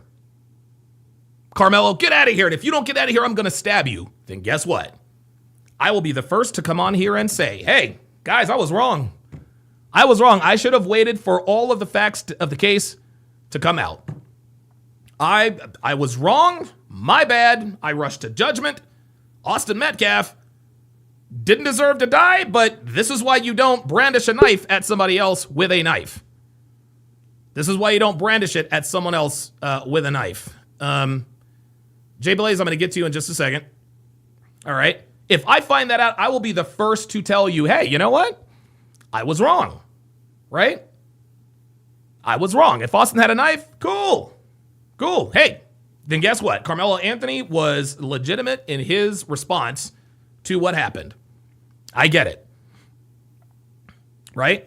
But niggas, let's just say, for example, there is a video that comes out that shows Carmelo Anthony pulling out the knife. Actually, you want to know something? Let's just say this. Let's just say same video on the other side, that Austin Metcalf didn't even put his hands on Carmelo Anthony. Let's just say that there was a video of them going back and forth, him grabbing Carmelo Anthony's bag, not touching Carmelo, moving the bag, Carmelo taking it out and stabbing him. Guess what? Niggas would still come up with an excuse. Well, it's not what he said, it's how he said it. He might have used the N-word. No matter what the facts of the case are, niggas are always going to defend Carmelo Anthony. They're doing it right now. This kid brought a knife to school. He brought a knife to school and he went into the opponent's tent. Niggas are still defending that. But our side, if there is damning evidence against Austin Metcalf, I'll be the first to tell you, okay, this looks bad for Austin. Niggas ain't trying to hear that. They're not trying to hear that. They're making up stories. Well, Austin was a bully. Okay, that's hearsay. Here's a fact. Carmelo Anthony brought a knife to school. Well, Austin put his hands on Carmelo. There's no verification of that. But here's what we also know. Carmelo Anthony stabbed Austin Metcalf to death. That we do know. Well, Austin Metcalf must have bullied him. Okay, that's possible. But here's what we do know. Carmelo Anthony walked into the opponent's tent. He was not invited. They didn't cajole him. He did this of his own free will and volition. If it came out that Austin Metcalf calmly told him to leave and didn't put his hands on him, niggas would either try to twist it around and still justify Carmelo stabbing him by saying, well, he threatened him or bullied him. But if damning evidence comes out about Austin, we will change our position, gentlemen. But we haven't heard anything such. And if there was any evidence that Austin Metcalf posed a mortal danger to Carmelo Anthony, number one, Carmelo Anthony wouldn't have run. Number two, he wouldn't have ditched the knife. And number three, he would not have been arrested. Guys, niggas who are defending this killer, they're wrong. And they know they're wrong. But they don't care that they're wrong. They don't care. Niggas and the so-called black community simply want to revel and relish and celebrate the fact that a black person killed a white person, and they want him to get away with it. They wanted OJ to get away with killing Nicole, and Ron, he got away with it. They want the same thing for Carmelo Anthony. The difference is now they can actually financially contribute to another gross miscarriage of justice in the American justice system. As far as niggas are concerned, hey, look, okay, so what if he's guilty? This is our reparations. This eventually is why people are going to get tired. This is another reason people are tired of niggas. It's insane. It's insane. All right, let me bring up Drew Danger. So Drew, you look like you are a podcaster. It looks like you've got some podcasting equipment there. What's on your mind, man? Hey, Donovan, I just wanted to say thank you for doing what you do. I'm a big fan, and I love everything that you put out, man. Appreciate it, man. Thank you very much. I like your shirt, too, by the way. That shit's gangster, man. Little Jean-Claude Van Damme action. So what's up? What's going on, man? I just wanted to say this. I worked in law enforcement for about 10 years. Oh, wow. And what people have to understand is this. Guilty is guilty, innocent is innocent. Okay. And let me go a little further. Like you said earlier, which I'm so glad you put that down there, which is this. O.J. Simpson might have been called innocent, but he had enough money and enough lawyers and enough connection to get him off. That's right. So let's be honest about that. Same with Robert Blake. Yep. Let's be honest about that. Same with Casey Anthony. Yes. Yes, sir. If you got certain situations over, you can get away with murder. And it does not mean because they say you're innocent that you are innocent. In the case of this young man, like yourself, if he did something we don't know about, I'll be the first one to be like, hey, okay. Right. But so far from what I'm seeing and you're seeing, right? Yeah. It's looking the other way. That's right. And let's get on the black community, Donovan. Let's do it. Let's go there. You guys should be ashamed of yourself. Completely. This is why I when people ask me my ethnicity, I'm like, I'm a 21 Caucasian man. I don't want to be associated with it. I don't want to be associated with it at all. And because it is shameful. We are hated around the world. We're hated in Spain. We're hated in Egypt. We're hated everywhere in our own country. Illegal immigrants hate us more than anything else. Caucasian community could be an ally, but we keep messing up. Yep. And like you said, if we keep messing up, they can turn around and gang up on us because we are only 13% and they are the bigger percentile. I'm telling you. As well as everybody else is the bigger percentile. So we're stuck. But yet we want to keep messing up the image of what we are, or what I should say, Donovan, what we used to be. Yeah. Yeah. And we've degraded down. Because I'm going to tell people this. Everybody get your notebooks out. Here we go. Let's go. When civil rights was going, right before, when Jim Crow, right before. Yep. Black families were at an 87 percentile for having good families back then. Wow. Okay. Wow. And you know where we are today? We are at a 12 and 8, something like that. Something like that. In between there. Yeah. Broken homes, all that stuff. So Donovan, how did we have productive, smart, educated people when we couldn't even go to the same water fountains? Unbelievable. At an 87% percentile. Yes. And people getting educated. Right? Yes. And now in modern days where we've got all the access, all the computers, all the technology, we are sitting in the worst trash can out there. Unbelievable. How does that happen? And I'm so tired of these Nation of Islam, these Hebrew Israelites, all these people coming out trying to tell you who to marry, who to date, and how to act. There you go. And I'm here to tell everybody, you go where you are welcomed, and you go for who is for you. That's and right. I don't give a care what color they are. If they help you to be the best version of yourself, if they help you to be all you can be, go for it. Absolutely. And that's what you need to focus in on. And if somebody does a murder and they are guilty, I don't care what color they are guilty.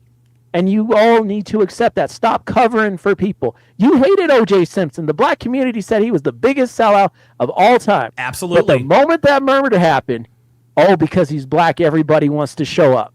There you go. No. He has been guilty, always will be guilty. Yep. And all these people you guys want to get out, all these people that you want to go, well, you got to have some sympathy for them. You got to have some understanding for them. No. Did they show up on the right terms? Nope. Okay, then. They're guilty. I don't give a care.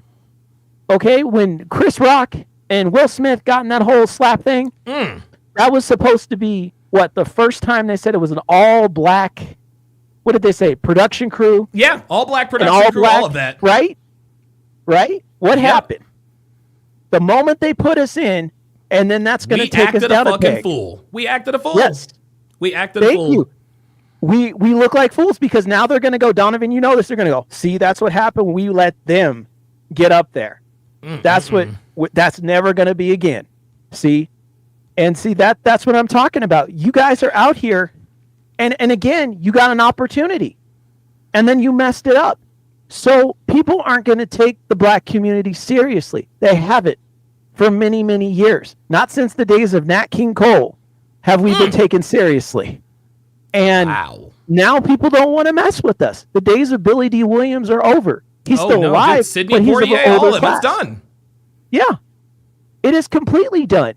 We've lost our respect, our credibility. We have nothing. Nobody speaks eloquent anymore. You know, I start talking. If you covered my screen, everybody would think I look like Keanu Reeves, right? Yeah, that's exactly right. Yes. That's the thing about it. We're in this place, and we should be much further along than what we are. All those people that fought and did and made happen and all these things, they're all rolling in their graves because we have made a mockery out of it. We've traded it in for fried chicken and gold teeth. Woo! Wow! Holy shit! That's the truth. That's the truth. Fried chicken and gold teeth and big butts, right? That's right. what Big we've asses. traded Yeah, it that's for. exactly right. That's what we've done, and everybody just thinks that's acceptable. That's how black people are. If my son goes walking out, people have images about him, you know, because of the stereotype that we've made into a reality. People stereotype. It's a reality now. It's not a stereotype anymore. No, it's not. It's not a stereotype. It's the truth. It is the truth, Donovan. It's been the truth. And I'm so tired of these people coming out here trying to tell us, oh, we're not black enough. We're not this enough. Guess what? I didn't want to be black enough. I just wanted to be a person. The color didn't matter to me. No. You guys are really stuck on that black thing. You think black is going to make you bulletproof? You think black is going to cure your cancer? You think black is going to stop everything? You are the same as any other human person. Let me tell you. The same. You do not have an advantage. And stop with the hate of Caucasian people. Dude, okay? what is that? There's no reason. Exactly. No, there's no reason. There's no reason. Unless somebody did something to you, bring it up with the person, not with the color. I'm telling you, man. With the person. Here's one thing that the so-called black community has really done that has really sort of hamstrung that community is they keep laying all of their problems at the feet of black people, not realizing. And I don't know if you're a fan of The Godfather of Harlem. It's one of the best series I've ever watched. But I remember I've watched it. Yeah, it was interesting. Yeah. I remember one scene. Forrest Whitaker plays Bumpy Johnson's character. Mm-hmm. And I remember they wanted to make like this big deal with the French Connection.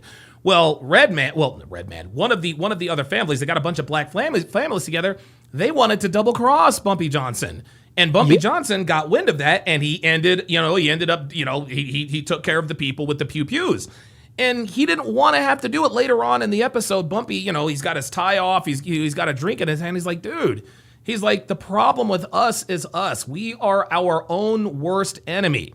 It's like if black people actually work together in unison in a way that's productive, we would be so much further along than we are. But we're dealing with the colorism and dark-skinned black women hating on light-skinned black women, and if you're married to a white girl, you have no say, and all this and all this nonsense, and it's gotten us to this point. Think about how crazy this is, Drew. We have an African American man who stabbed and killed a white man. And most black people that you are seeing around are defending Carmelo Anthony. And it's not even that they're defending him. They know he's guilty. They know that he is guilty, yet they are still defending him, not because they want justice. It's because they want to see another black man get away with killing another white person because of reparations or because of slavery that happened 152 years ago that you or your grandparents had nothing to do with. We live in the greatest country on earth. We really do. Yes, we do. And black people and women, all they do is complain about what the fuck they don't have. And it has made them the two most miserable groups in the world. When you combine those two groups together, you get the American black woman, who is the most miserable group of people in the world, who live in the greatest country in the world. It's incredible. Donovan, let me tell you something. my own, and see, this is how much I don't care about this stuff. My own mother believes that Jim Crow is coming back like tomorrow. She had a whole conversation with me on my birthday, 3 hours, telling me how Jim Crow was going to come back and how we're going to be back in slavery and all this stuff like that. And she went on. And we've got people believing that this is going to happen. And by the way, I want to say this, and I think you're going to love this, Donovan. Okay. I made sure I told my mother, my aunts, sisters, everybody. I said, you will never, ever hear of me marrying a black woman. Woo! Uh-oh. Not going to happen. Holy and guess moly. what? 15 years married, not to a black woman. Hey! Fantastic. Now, let me ask you something. Did your mother spontaneously combust on the spot? Oh. Here's what happened. I said, hey, I'm marrying this girl. I said, listen, I really like her. My mom said, that's nice. I said, well, I'm going to marry her. She said, that's nice. I said, I'm going to do it right now. That's nice. I'm getting the ring. That's nice. So when I got it, she didn't believe it. We came over to the house, and then she saw the engagement ring. They actually ended up getting in a fight because my mom took the ring and put on these glasses and went like this. Put the ring all the way up to her face and said, my God. Oh, there's a few diamonds in there. My wife works with horses. She doesn't want a lot of big stuff. She let me know what kind of ring she likes. So that's what I bought. Right. So she's happy with it. She's like, this is what I wanted. My mom's like, it's cheap. So a fight broke out. So I had to get her out of there as fast as I could. When we got married, the picture, my mom is not smiling at all. Of course not. She was not happy. So I'm not with this. Black women are the most bitter, angry, sad, ridiculous women I've ever seen in my life. And I include my mother and my sisters in there because they have showed me how bitter and how angry and how deceitful they can truly, truly, truly be. Insane. It's crazy. And we got to do something about this because we can't. What I'm going to advise is this. Okay. Young men out there, don't marry black women. Let's boycott. Let's start a boycott. Let's make some T-shirts. Let's start a boycott. Okay. We need to not date black women and definitely not marry them. Marry other people that are for you, people that are going to help you be the best version of yourself, and you can give that to them. That's who you need to be with, and forget this stuff over here. And maybe they'll get the message, and they'll start cleaning themselves up, and they'll actually start wearing their real hair, okay? Like, they can get that over with, because you guys wear so much crazy hair and crazy makeup. Jesus you guys Christ. look like gremlins. Unbelievable. Drew, let me ask you something, man. Do you have a podcast? I have a channel. Okay. It's called Drew Danger X. Okay. Check it out. I haven't put anything on it lately because I kind of took a break from it for a little bit. Okay. I got out of chemotherapy. So wow. When I got back, I was trying to figure out how to kind of rearrange my channel. I'm good friends with OG Silverback. Okay. I've been on Big Hurt Fresh Out 916. Okay. As a guest. Okay. So I'm getting back in the swing of things. I'm going to ask you a favor, man, because I don't know if you realize this, but or if I don't know if you've heard of me doing this, but I plan on doing. Did you ever watch my panel show with Kevin Samuels, Myron Gaines, Minister Japp, Mr. Lucario? Do you remember watching The Six? I do remember that because Minister Japp was on. I'm friends with Judge Joe Brown, and I've been on the show with him, and that's how I got to see Minister Japp. Oh, so wow. I was on with him good. and Dana. Okay. Yeah. Oh, very good. Very, very good. I would like to, I'm putting together another panel. Okay. And I want it to be a The Six-like panel. I know my guy, Jamie, is definitely, I definitely want him to be on it. I also want, and somebody said they just subscribed to your channel. I also want Phoenix Light Games to be on there. I would love to extend the invitation to you because, dude, you're well spoken. You've got good teeth. Yeah, you're well spoken. You've got good teeth, and you and I seem to speak the same language, man. So if you would, man, do me a favor, join my Discord, and I will give you. I'll tell you what, man. I'll tell you what I'll do. Yeah. I'm gonna put it in the private. Let me put this in the private chat here. I'm going to put, there it is. All right, so this is my phone number. Okay. Okay. All right, so that is my. I just put it in the private chat. Cool. Shoot me a text message. Shoot me a text message as soon as possible because I would love to connect with you. I'd love to connect with you and make this panel thing happen because I'm going to tell you something, Drew. The six was probably it's probably the greatest and most enjoyable thing I have ever done. I look back on it with a sense of fondness, but also with a sense of sadness because, dude, those were the good old days, man. The Six launched the careers of Kevin Samuels, Myra Gaines, Minister Jap, all those guys.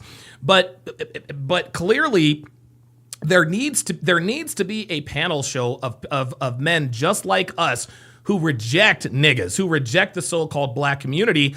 We need to be waking people up. And I think that you are tailor-made for something like this. So if you see my phone number there in the private chat, dude, do me a favor, hit me up, and we will definitely connect, my friend. I'm actually already on it, and I'm putting it in. And very good. Let me see. Now I'm putting it in right here because Donovan, I just want to thank you. I have been waiting for something like this my entire time, man. I am so excited to just do anything with you. I'm such a fan. Absolutely. Well, listen, that is definitely going to happen very, very soon. And for all of you thinking you can jump in there and get my phone number, it doesn't work that way. Nice try. Defender MMA says, once I find my password, I'm gonna pull up. Love your LOL. Love your show. Drew, I'm gonna let you go because I'm gonna bring on Jay Blaze. But text me as soon as possible, and you and I will definitely connect. It's gonna be me, you, Jamie, Phoenix Light Games, and I'll be looking for 2 more panelists. But I think we could probably get it done with 4. Moving on. So I'll give you the details, man. But yeah, listen, dude, absolutely. I think you are absolutely perfect for the show. I would love to have you on, man. Thank you so much, Donovan. I just sent you a text. So that's perfect. My phone number. Okay, very, very good. Let me make anytime. Awesome. So, got you, Drew. I would love to do that. And congratulations on marrying your wife. I know it's been a while, but I've always wanted to tell you that in person. Thank you. You have done fantastic. And you invested, and it's paid off. And I want the world to see that. That's what success looks like. Keep it coming. Drew Danger. Subscribe to his channel, Drew Danger X. Drew, we will definitely be in touch soon, my friend.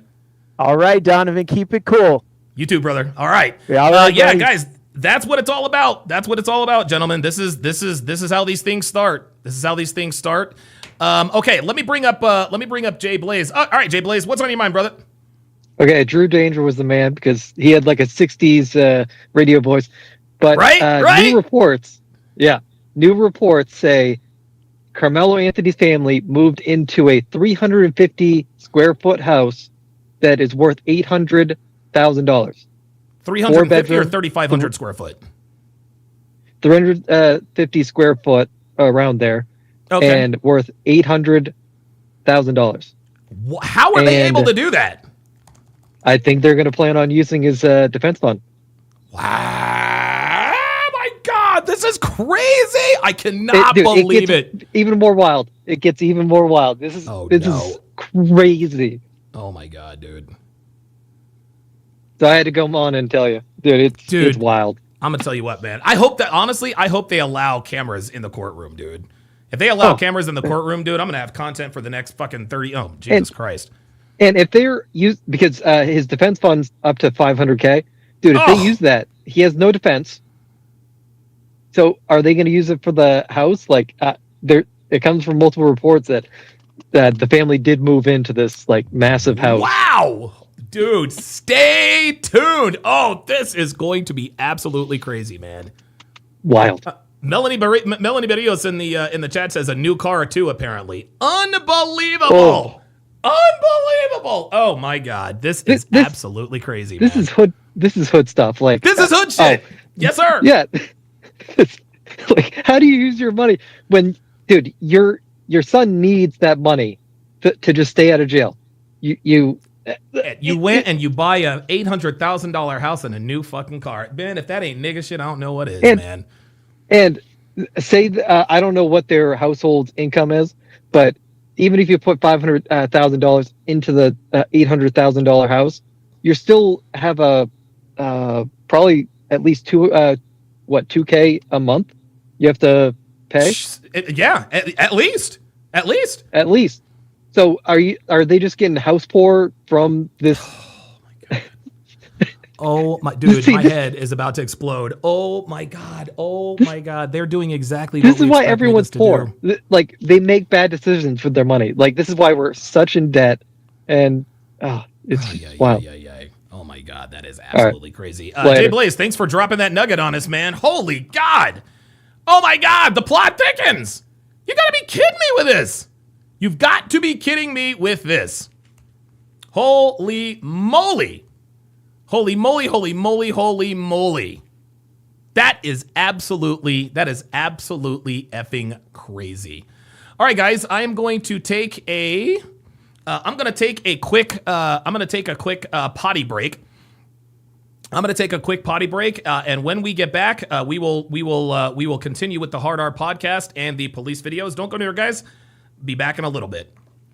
A rocket scientist to see that modern relationships are in the toilet. Anyone paying attention can clearly see that men and women are really struggling in the dating department. Everyone seems to be looking for answers about what to do in relationships to increase the odds of a favorable outcome, which is simple: being in a great relationship with someone who loves and respects you and treats you well. However, the advent of hookup culture, the smartphone, and dating apps have severely crippled relationships between men and women. Simply and more succinctly put, modern dating is a dumpster fire. And the two biggest reasons are A, today's men are ill-equipped to handle the modern dating landscape, and B, most women are after the same guys. Further, any effective advice given to men by men gets creatively hidden, canceled, or purposely made extremely difficult to find thanks to the powers that be out in Silicon Valley. As a result, more and more men are leaving the dating market, at least here in the West. Between the men going their own way movement and the recent emergence of the passport bros, more and more men have either sworn off dating and relationships altogether, or have gone overseas to seek better options for relationships and families. Now, if you've decided to give up on dating as a man, I certainly don't blame you. Modern women are becoming increasingly difficult to attract, maintain, and have good relationships with. On the other side of that equation, most men, whether they admit it or not, do in fact want relationships. Unfortunately for men in the West, finding a woman of potential quality is next to impossible. And even if he happens to find one, she's more than likely spoken for, as most men of value, foreign and domestic, take quality women off the market very quickly. These are the kinds of things that make going to a foreign land to find a worthwhile companion extremely enticing for Western men. And for some, this option is 344% the right thing for them to do. But while moving abroad is certainly a viable option for some men, it is not a solution for most men. The truth is that even though we talk about moving abroad to escape Western females, most men are either unwilling or unable to move to a foreign country to find better women. Leaving your family, friends, and everything you have ever known is the kind of proposition that presents the kinds of risks and uncertainties that repels most men from taking the plunge. So what's a Western man to do if seeking a woman abroad isn't the right move for him? What options does a man have if he doesn't have the desire or resources to move overseas? Should he A, continue to waste his time, money, and attention on pursuing the overweight, entitled, delusional women of the Western Hemisphere? B, swear off women completely and reduce himself to a growing number of men who only get pleasure from their right hand thanks to spicy movie sites and OF subscriptions? Or C, constantly complaining to anyone who will listen about how horrible modern women are? If you don't like any of those options, I do have good news for you. There is a fourth option.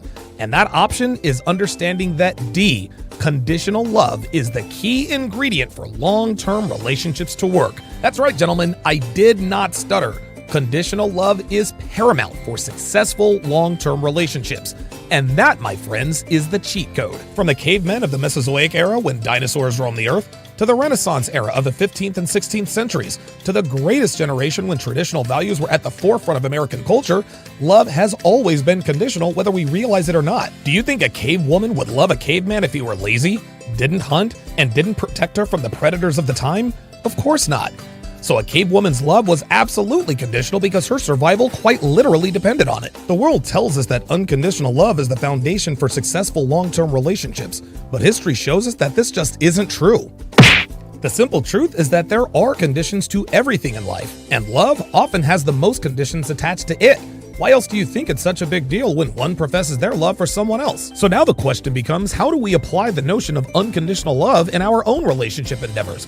More specifically, how exactly does this help today's men become more successful with modern women? Conditional Love, the Idiot's Guide to Modern Relationship Success, is the answer. This guide is the first of its kind that offers real-world, actionable relationship guidance based on the very concept of conditional love, something we've been taught is a bad thing in relationships our entire lives. This incredible course contains over 200 hours of material.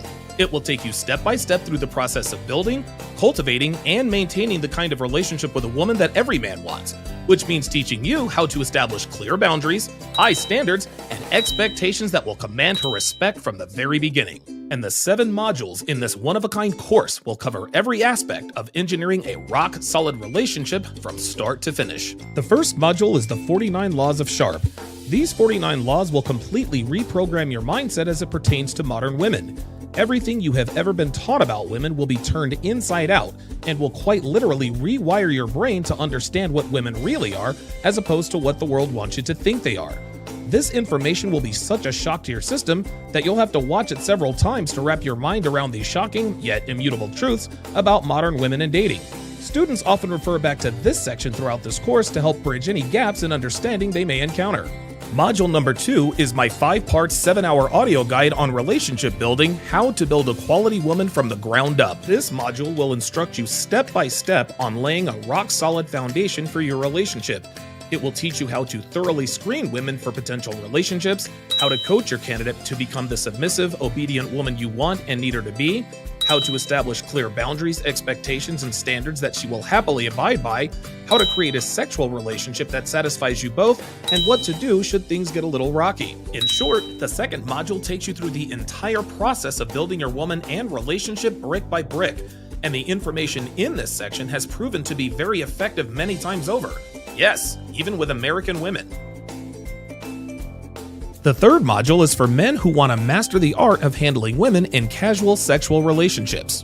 While most men desire meaningful long-term relationships with women, it is very important to gain as much knowledge and experience as possible before selecting your candidate, and module number 3 will help you do just that. How to Master the Game is packed with over 25 hours of actionable advice and guidance on how to navigate the sexual marketplace here in the 2020s. This knowledge is based on my own personal experience. I went through hundreds of hours of trial and error while approaching thousands of women, so you don't have to. So if you're looking to increase your game level in short-term and casual relationships, Section 3 is absolutely paramount to your success. Module number 4 is kind of a hybrid in that it will help you in both short-term and long-term relationships. Shit test inefficiency is one of the biggest reasons men fail with modern women. Not being able to effectively respond to a woman testing your masculinity early on will severely compromise her attraction to you. The shit test module will teach you how and when to respond to a woman shit testing you. Being proficient with shit tests is like having all of the answers to the test before you take the test. That is how powerful the information in this section is. The 5th module is for men who are financially well off or well on their way. Women are a lot of things, gentlemen. Stupid isn't one of them, at least when it comes to recognizing the kinds of men who could change their lives economically. And if you're a man of means, the wrong woman will target you for resource extraction, which can and will severely hamstring your finances.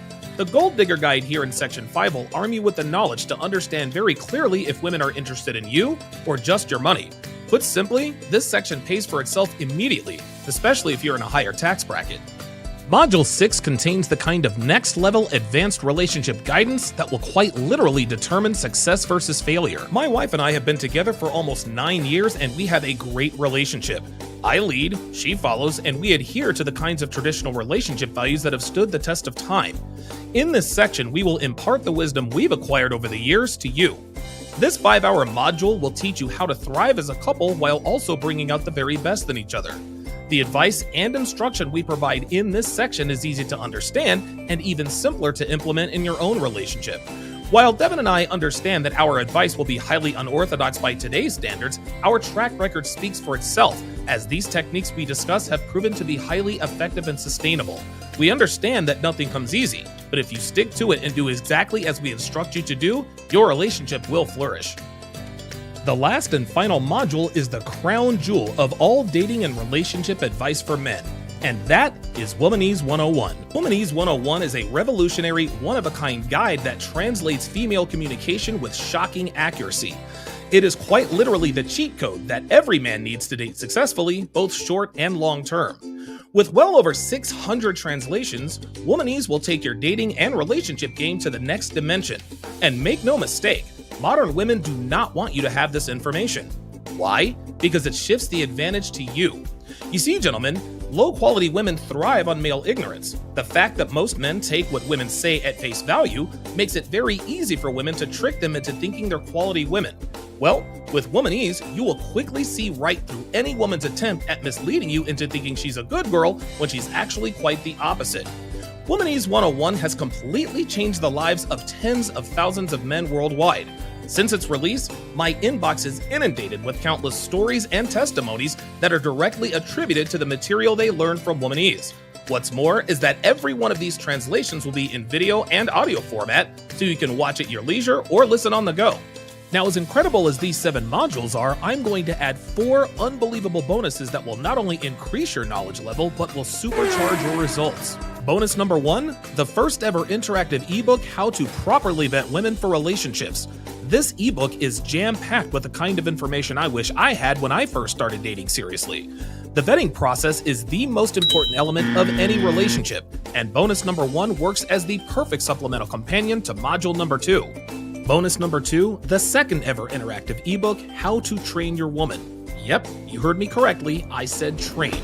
This ebook contains hard-hitting, no bullshit, real-world, actionable advice that will quickly show your candidate that you are a man who isn't to be toyed with.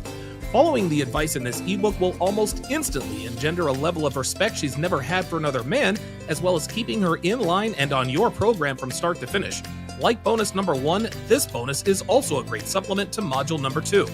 The third bonus is one of my most underrated ebooks, How to Stop Female Manipulation. Just because you like a woman and she likes you does not mean she's not going to try to manipulate you on some level to some degree. It's nothing to get upset about, this is just how women are. Well, the simple answers on how to stop female manipulation in and out of relationships in its tracks are in this ebook. Bonus number 4 is the Masculine Excellence Lifestyle Kit. This bonus contains over 50 hours of video and audio content from the legends of the Red Pill community. Guys like Rollo Tomasi, who discuss open hypergamy, the soulmate myth, and the downsides of female nature. Myron Gaines also made a big contribution to this kit by educating us on fitness do's and don'ts, optimizing body composition, and much more. The kit also includes 5 hours of advice from the late great Kevin Samuels regarding your style and how to dress to impress in any situation. These bonuses by themselves are already going to be life-changing as it is. But imagine how drastically your dating life will improve when you pair these bonuses with the 7 transformative modules. Look, I know you've probably spent hundreds or even thousands of dollars on books, courses, classes, boot camps, and everything in between in hopes of improving your dating life. And while some of these products can help some men in some areas, this course will help all men in all areas at every level, regardless of how little or how much you know about dating and relationships. The bottom line is that if the eye-opening, life-altering knowledge that these 7 modules and 4 bonuses provide in this groundbreaking 200-hour course doesn't drastically improve your dating and relationship prospects, then nothing will. You owe it to yourself to give dating one last try, and now is the time. Go to tsracademy.com to learn more.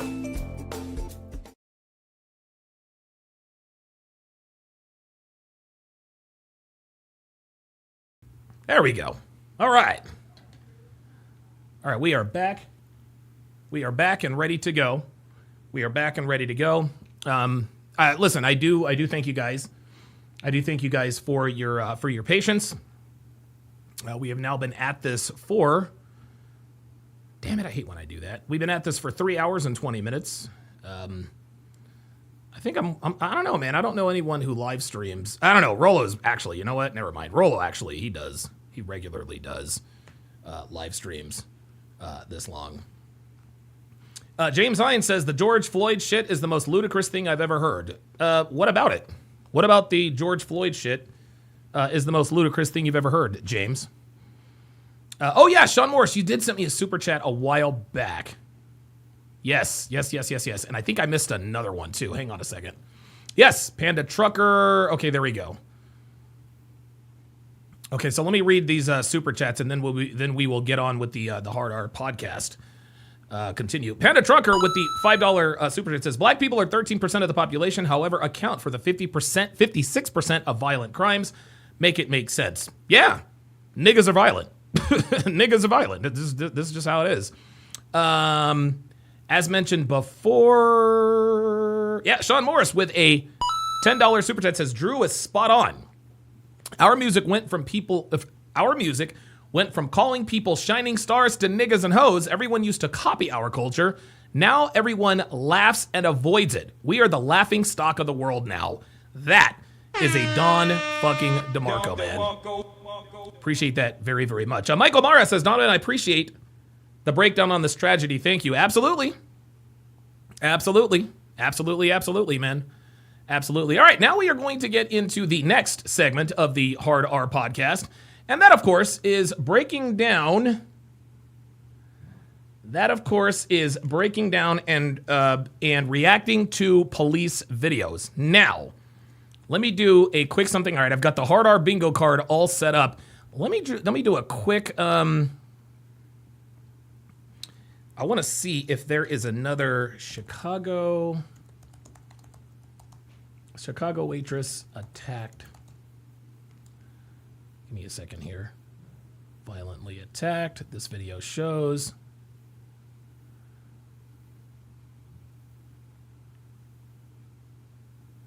Okay.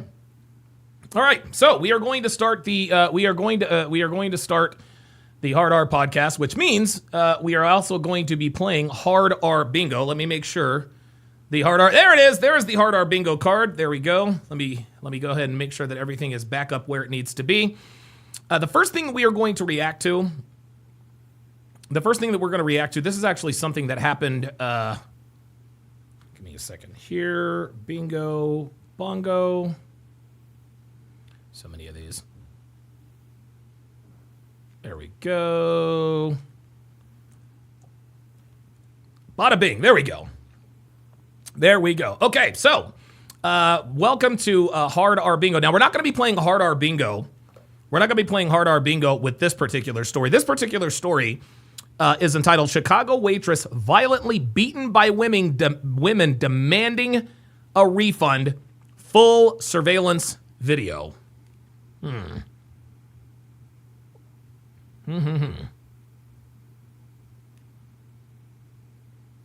Okay, there we go. All right, we're good to go. All right, and away we go. At 10, a waitress attacked and beaten at a... Oh, by the way, a waitress, the waitress attacked and beaten. Yeah. Yeah, exactly. Here's the thing. This is called hashtag the usual suspects, guys. Hashtags the usual suspects. Clevin Campbell says, I'm late, but didn't they attack him? No, Clevin, they didn't attack him. There was no they. Austin Metcalf confronted Carmelo Anthony, who stabbed him in the heart. Period. James Himes, of course, appears to be another cowardly-ass nigga who wants to come in here and drop a comment and not substantiate his claim. I'm late, but didn't they attack him? See, this is that misinformation. This is that misinformation that niggas are putting out to try to justify, that are trying to justify this. Luke Perry says, hashtag no spoilers, hashtag usual suspects. Yeah, I didn't really have to spoil that. We all knew what it was. So this next story is, I'm a little late on this, but it's about a waitress in Chicago who was violently beaten by a woman demanding a refund. Let's check it out. Tonight at 10, a waitress attacked and beaten at a Pilsen restaurant by two female customers who then took off. It was all captured on surveillance video. This happened on Sunday at El Taco Azteca in Pilsen. NBC5's J. Motherfucking tacos again. See, now I want tacos. JC Navarrete with reaction tonight. Una rabia? I feel rage, primarily because something like this has never happened before. And for it to be over a $50 bill just doesn't make any sense. There it is. I am out. See, nothing like this has ever happened before. You want to know why? This guy is clearly Hispanic. This kind of shit doesn't happen in Hispanic communities in America. A merciless beating caught on camera, all stemming from a dispute over the check. Oh my God. Before fists flew, a disgruntled customer went behind the bar and dunked the waitress's phone into a bucket after she was told she would not be getting a refund. The restaurant alleges both customers had finished most of their takeout order when they demanded a refund. That same customer... They demanded a refund. Oh my God. So these black bitches beat the crap out of this waitress because they wanted to eat for free. That's what this was. This is what niggas do all the time. This is what black women do all the time. This is how they scam. They like to go someplace they like to eat. They like to run up a bill and say, I demand a refund for some bullshit reason. Unbelievable. These bitches wanted to eat for free. They wanted to eat for free. Unbelievable. Then takes her frustrations out on the restaurant. Look at this. Look at her destroying shit. Look at this. Employees tell me the waitress began to call 911, escalating the situation into an all-out melee. Oh my God. The beating continued for about 2 minutes, where both women were seen stomping, punching, and kicking the waitress. I came in, and when I heard what was going on, I was able to pull off one of her attackers.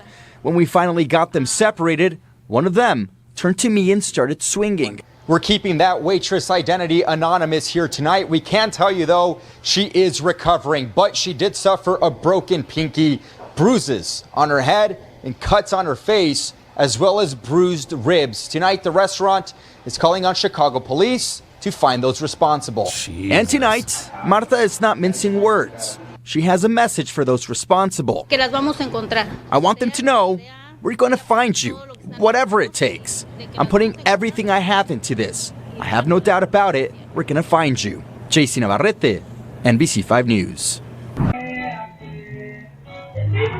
It says continue watching for the full surveillance video. Now I'm not going to watch the full surveillance video. I'm not going to watch that full surveillance video. I might just break it down. I might actually just break it down on on Rumble at some point. Holy God. Typical, the usual suspects. Mason with the $2 super chat says that's why you give these women nothing. There you go. That's why you don't give these women anything, man. Ken Groove 713 says SYSBM. Absolutely. Ghost 1978 says it's self-defense. Yeah, right. All right. So now it is time for Hard R Bingo. Give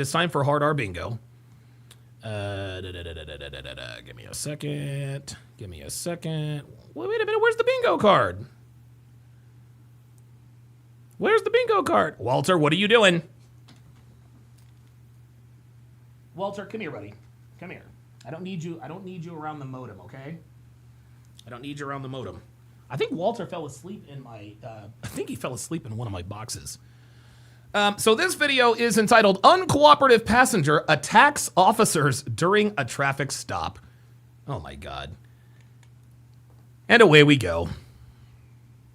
February 24th, 2024, officers observed a black Chevy Malibu idling in the middle of the road. When they approached, the passenger became uncooperative, refusing commands and escalating the situation. He can't get in here with the door. Here we go. Look. The usual suspects. There it is. Do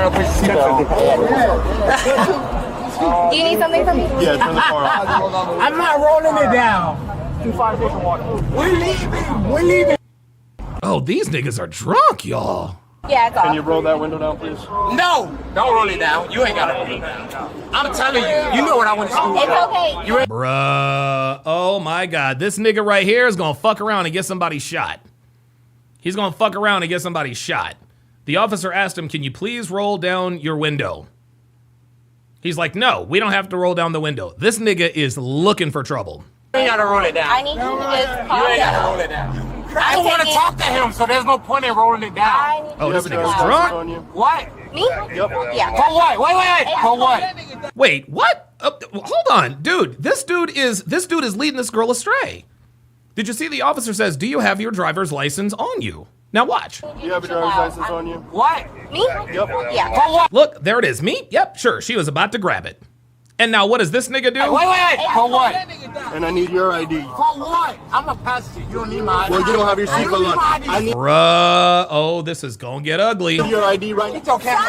Take him out. Okay, all right. So guess what? Hard R Bingo is underway. Hard R Bingo is underway because the nigga's already talked about not wanting to get the give the ID. Oh boy, we're in big trouble. Take him out of the car.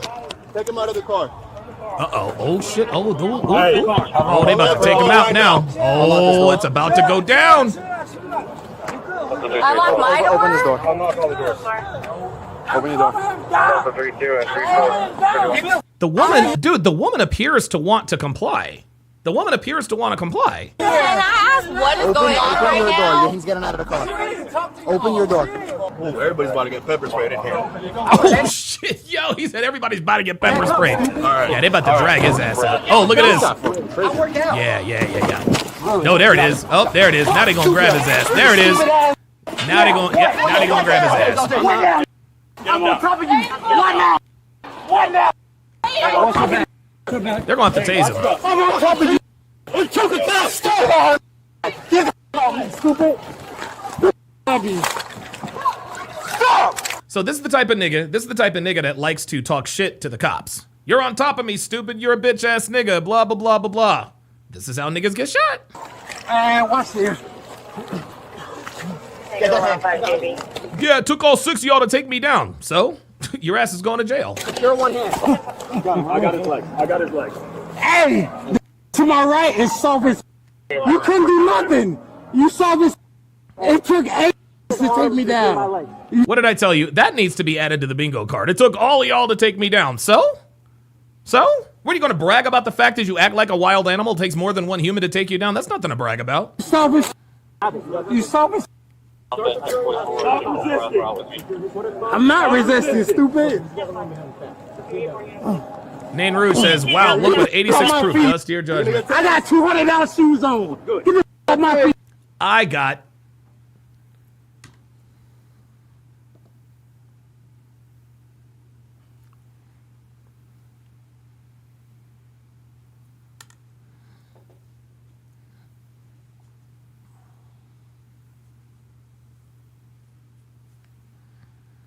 He did say he's not resisting. I'll check that off in a second. Oh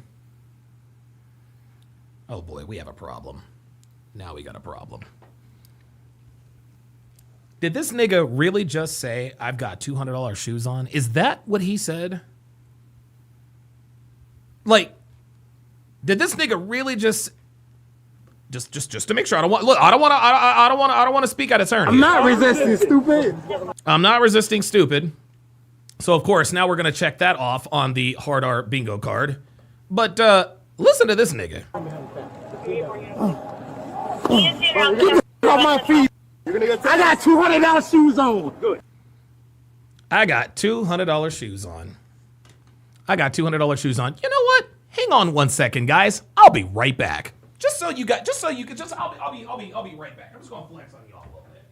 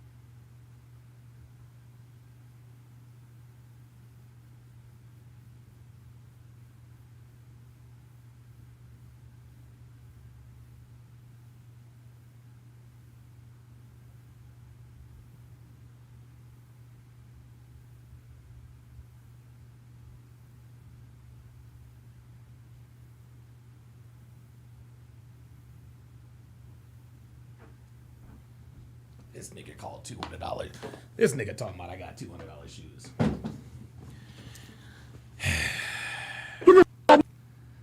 Unbelievable. Look. I'm gonna have to flex on you niggas. For show.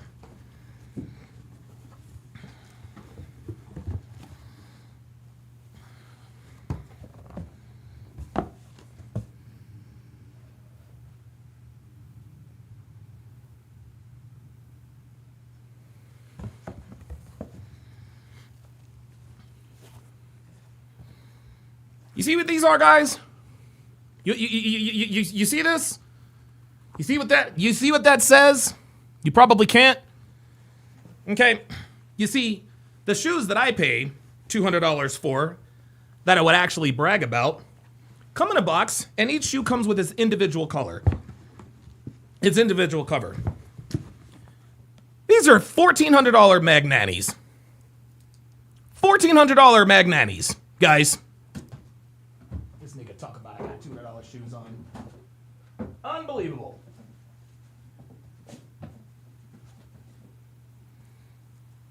These are custom-made double bunk strap red bottoms. $2,700.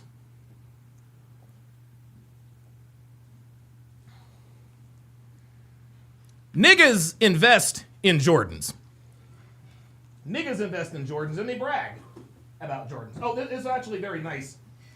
I actually got a pair of $60 socks to go along with those. I haven't worn those yet. Niggas invest in Jordans. Okay? Black men invest in shoes. Guys. Black men invest in shoes. This nigga is talking about, I got $200 shoes on. Like, that is something to be proud of. Nigga, you got $200 shoes on right in your bitch's car. Right in your bitch's car. Unbelievable. I got $200 shoes on. Like, that's supposed to impress the cops? Nigga, what are you doing? What the fuck are you doing? Diabolical Man says Tristan Tate would be proud. Yeah, Tristan actually likes those shoes very much. Sorry, T. Sorry, bruh. Anyway, let's continue. Jesus. You're gonna get tased. Get the off my feet. Stupid ass. This nigga thinks he's balling because he's got on a pair of $200 Jordans. Nigga, you got on Mexican mics, bruh. How about you? Not only that, Google is my best friend and I'll find you. I'll find you. Oh, Google is my best friend. I will find you. So now he is threatening the cops. Now he is threatening the cops. Oh boy, I'll find you. Oh man. That's not a threat, stupid. He said that's not a threat, stupid. Yeah, that is a threat, nigga. That's not a threat, stupid. No, that is a threat. You said Google is my best friend and I'll find you. And why would you tell me you're going to find me? That's a threat, my friend. You are definitely in trouble now. I said I'll find you. That's not a threat. It's assault on a law enforcement You a officer. dumbass. Oh, this is Orlando. Damn. That's not better. Yeah, Trini, there it is. Trini Boy 32. So $200 shoes, but you're a passenger. Exactly. If you look, bruh, if you got $200, if you got $200 shoes, you better be driving, nigga. That's all I know. There you go, right now. Now you can switch. Now you can switch. Now you can switch. Get hell up. Yeah. We got multiple niggas. Hey, I'm good, officer. You're not gonna fight, are you? No, sir. My head, I'm already covered. I'm not saying no. I ain't doing Don DeMarco. Don DeMarco. Appreciate that. Don DeMarco. Don DeMarco to the black man who said, hey, I'm not going to fight you. I got it. And I can promise you this dude is probably going home if he doesn't do some dumb shit. Ghost 1978 says, I take that as a threat to myself and my family. Yep. And so does the Orlando Police Department. That dude is facing a felony. Act up and y'all try some shit on him. I swear to them, act up and y'all try some shit on him. Oh, okay, looks like he's got on some Adidas. That nigga's drunk as hell. Calm down. Listen to your boy. Listen to your boy. Look, listen to your boy. He's telling him to calm down. You better listen to your homeboy. You better listen to your homeboy. I go to the gym on Hawaii. 5576 Hawaii Road. It's a USC gym. I will really beat the shit out of all of you. I will really beat the shit out of all of you. There he goes. Basically telling him to take off the badge. Look, he's tightening the cuffs on my wrist. He's tightening the cuffs. He's tightening the cuffs on my wrist. He is tightening the cuffs on my wrist. Boy, this we might hit nigga bingo here.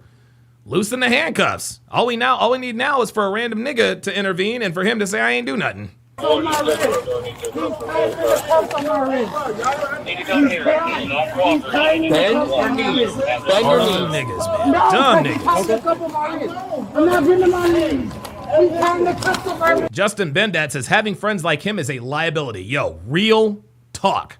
Real talk. Bend your legs. We will bend them for you. Clip it to your feet. Yeah, what'd I tell you? Look, what'd I tell you? I told you they were fucking Jordans. Told you they were Jordans. Only nigga, dude, I swear to God, only niggas brag about $200 Jordans. I got $200 shoes on. All y'all had to do was get away from the car. That's all y'all had to do. When you commit crimes, what crime? Shade says we already know he didn't do nothing. Yeah, exactly. Hey, bro, stop talking, bro. What crime I committed? I'm gonna beat it.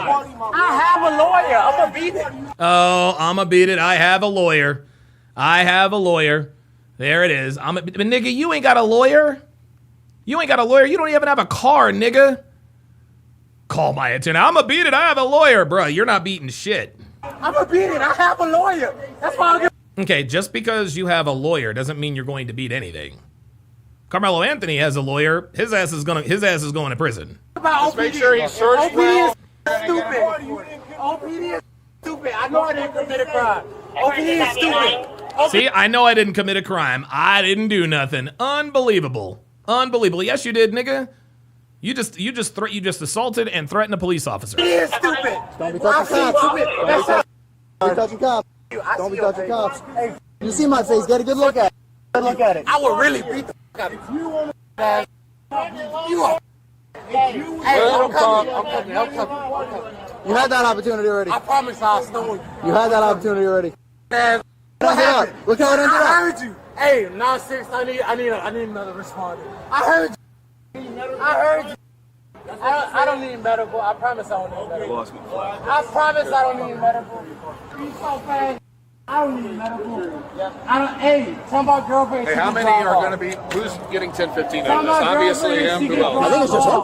He's the only. Yeah, he's the only dude. He's the only nigga that did anything. The only one to swipe out doesn't fight us. I'm in handcuffs. I cannot move. Dude, they got to get away from this dude. Nate Root says his homie intervened telling him to calm down. No, it's got to be a random nigga intervening on behalf of the trying to fuck with the cops.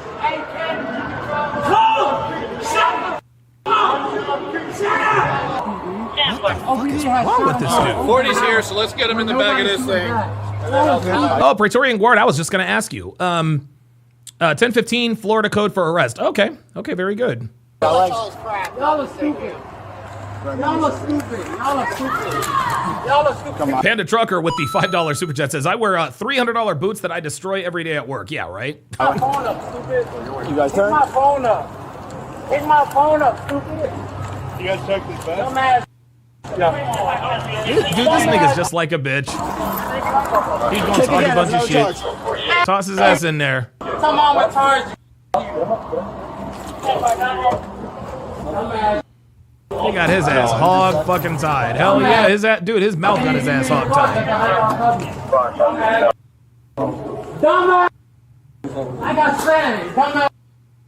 They literally let anybody in the forest. They let anybody in the forest. I swear to God, niggas are so... All right, buddy. Yeah. What's gonna happen is we're gonna flip you so you're not on your stomach. Flip me there. There you go, do your job. That's not mine. That's my best. See, do your job. See, oh my God, they're so fucking female, dude. There you go. Good job. Thanks, buddy. They turned you a little bit. Okay. There you go. I'll do the rest. I got you. I'll do the rest. Okay. You good? I need this shit to slid down on my legs.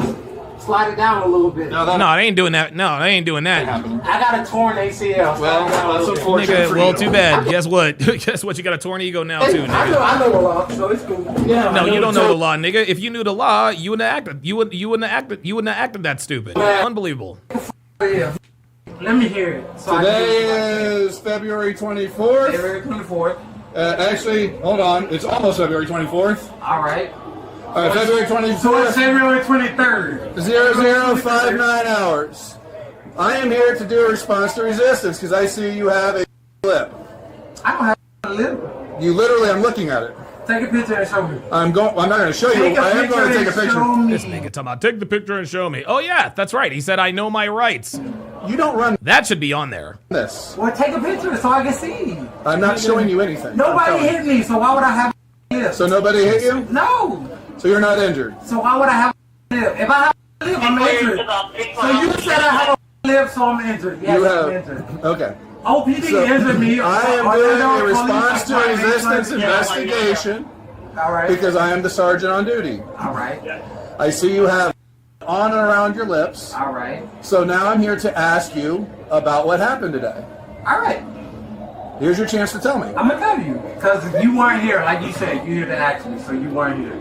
Cool, I ain't got no problem with you. They walked up to the car. They told my girlfriend to drive off. There's traffic, so she can't drive off. So like, hey, you need to drive. Oh shit! Praetorian Guard says downtown is wild, so they pay off-duty cops $100 an hour. God damn! Holy shit! I said, hey, you are about to drive off, so y'all can leave. They said, hey. I said, no. You said. I don't know in what world our people are scared of the police, but I don't have a record. When you run me, you'll see I don't have a record. Cool, I don't have a record, so I'm not afraid to talk back to the police. I said, no, you said. I don't have a record, so I'm not afraid to talk back to the police. That's what niggas' problems are now, man. Don't talk to her like that. He said, hey, we can arrest you. I said, for what? He said, for disorderly conduct. I said, no, we're getting ready to leave, and they're not even driving. He came to the passenger side. He said, hey, unlock the door. Talk to my girlfriend. I said, you ain't got to unlock it. I'll keep locking it.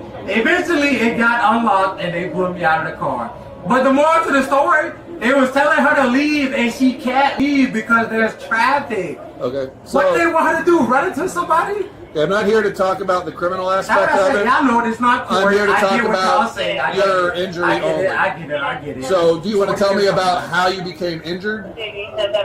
I mean, I can't see myself. You literally have lip. Hey, no. Like I said, I don't taste. I can't see. So if there is, y'all did it. If there is, Orlando Police Department. But you have no idea how it happened. If there is, Orlando Police Department. Do you know how it happened? I'm telling you right now. If there is, Orlando Police Department was roughhousing me, abusing the authority, and they bust my There we head. go. Yep. Okay. I wasn't resisting. How did that happen? I just told you, I wasn't resisting. I wasn't resisting. How did that happen? No, you have a busted lip because you resisted. So every time while the officers were giving you commands, you weren't kicking, punching, and screaming? Nobody gave me commands. I literally was there while they were giving you commands. Well, tell me the commands they gave me. So that way they can replay both clips. So what were the commands they gave me? Stop resisting, stop kicking me, stop pulling away, stop pushing. Great. I never was kicking. You kicked me. You kicked me. Wait. I never was kicking. You kicked me. That's why you have this on your cool. legs. If you got it on video, that's fine. Yeah, it is. He's got it on video, Nick. I have it. I never was. Don't tap the button. No, I'm tapping where the camera is. Okay, goo. I never was kicking, so nobody told me stop kicking because I wasn't with kicking. Okay. Nobody told me stop resisting because I put my hands behind my back myself. They didn't have to do it. I did it. Okay. I mean, I work out. You got some soft ass obvious that was scoring. Oh, Jesus. And then when the dude he a tough nigga. was pressing down on my head came, that's when I pulled my hand out. And I was like, no, he's not going to press my hand to the ground because my arms are already behind my back. And that's when they said you were resisting. But no, nobody was resisting. I put my hands behind my back myself. Okay. I did it. I know the role. I'm not new to downtown. If you're not new to, if you ain't got a record, then how are you so familiar with all this stuff? I don't get arrested. I have a friend that is an officer. I'll wait till you're done talking. Oh, there it is. I have a friend that is an officer. There it is. There it is. I have a friend that's an officer. How about that? I'm gonna get off, but like I said, it's cool. Yeah, Emo Muzz says, is there a correlation between low IQ and not being able to shut the fuck up? Yep. Yeah, yes, there is. Yeah. Praetorian Guard says he is high on something. Yeah. Whatever y'all want to do, that's fine too. But I didn't kick nobody. I wasn't resisting. I've already had a resisting arrest, and I got that shit kicked out because I wasn't resisting. I'm cool. I work for the county. I'm cool. Okay.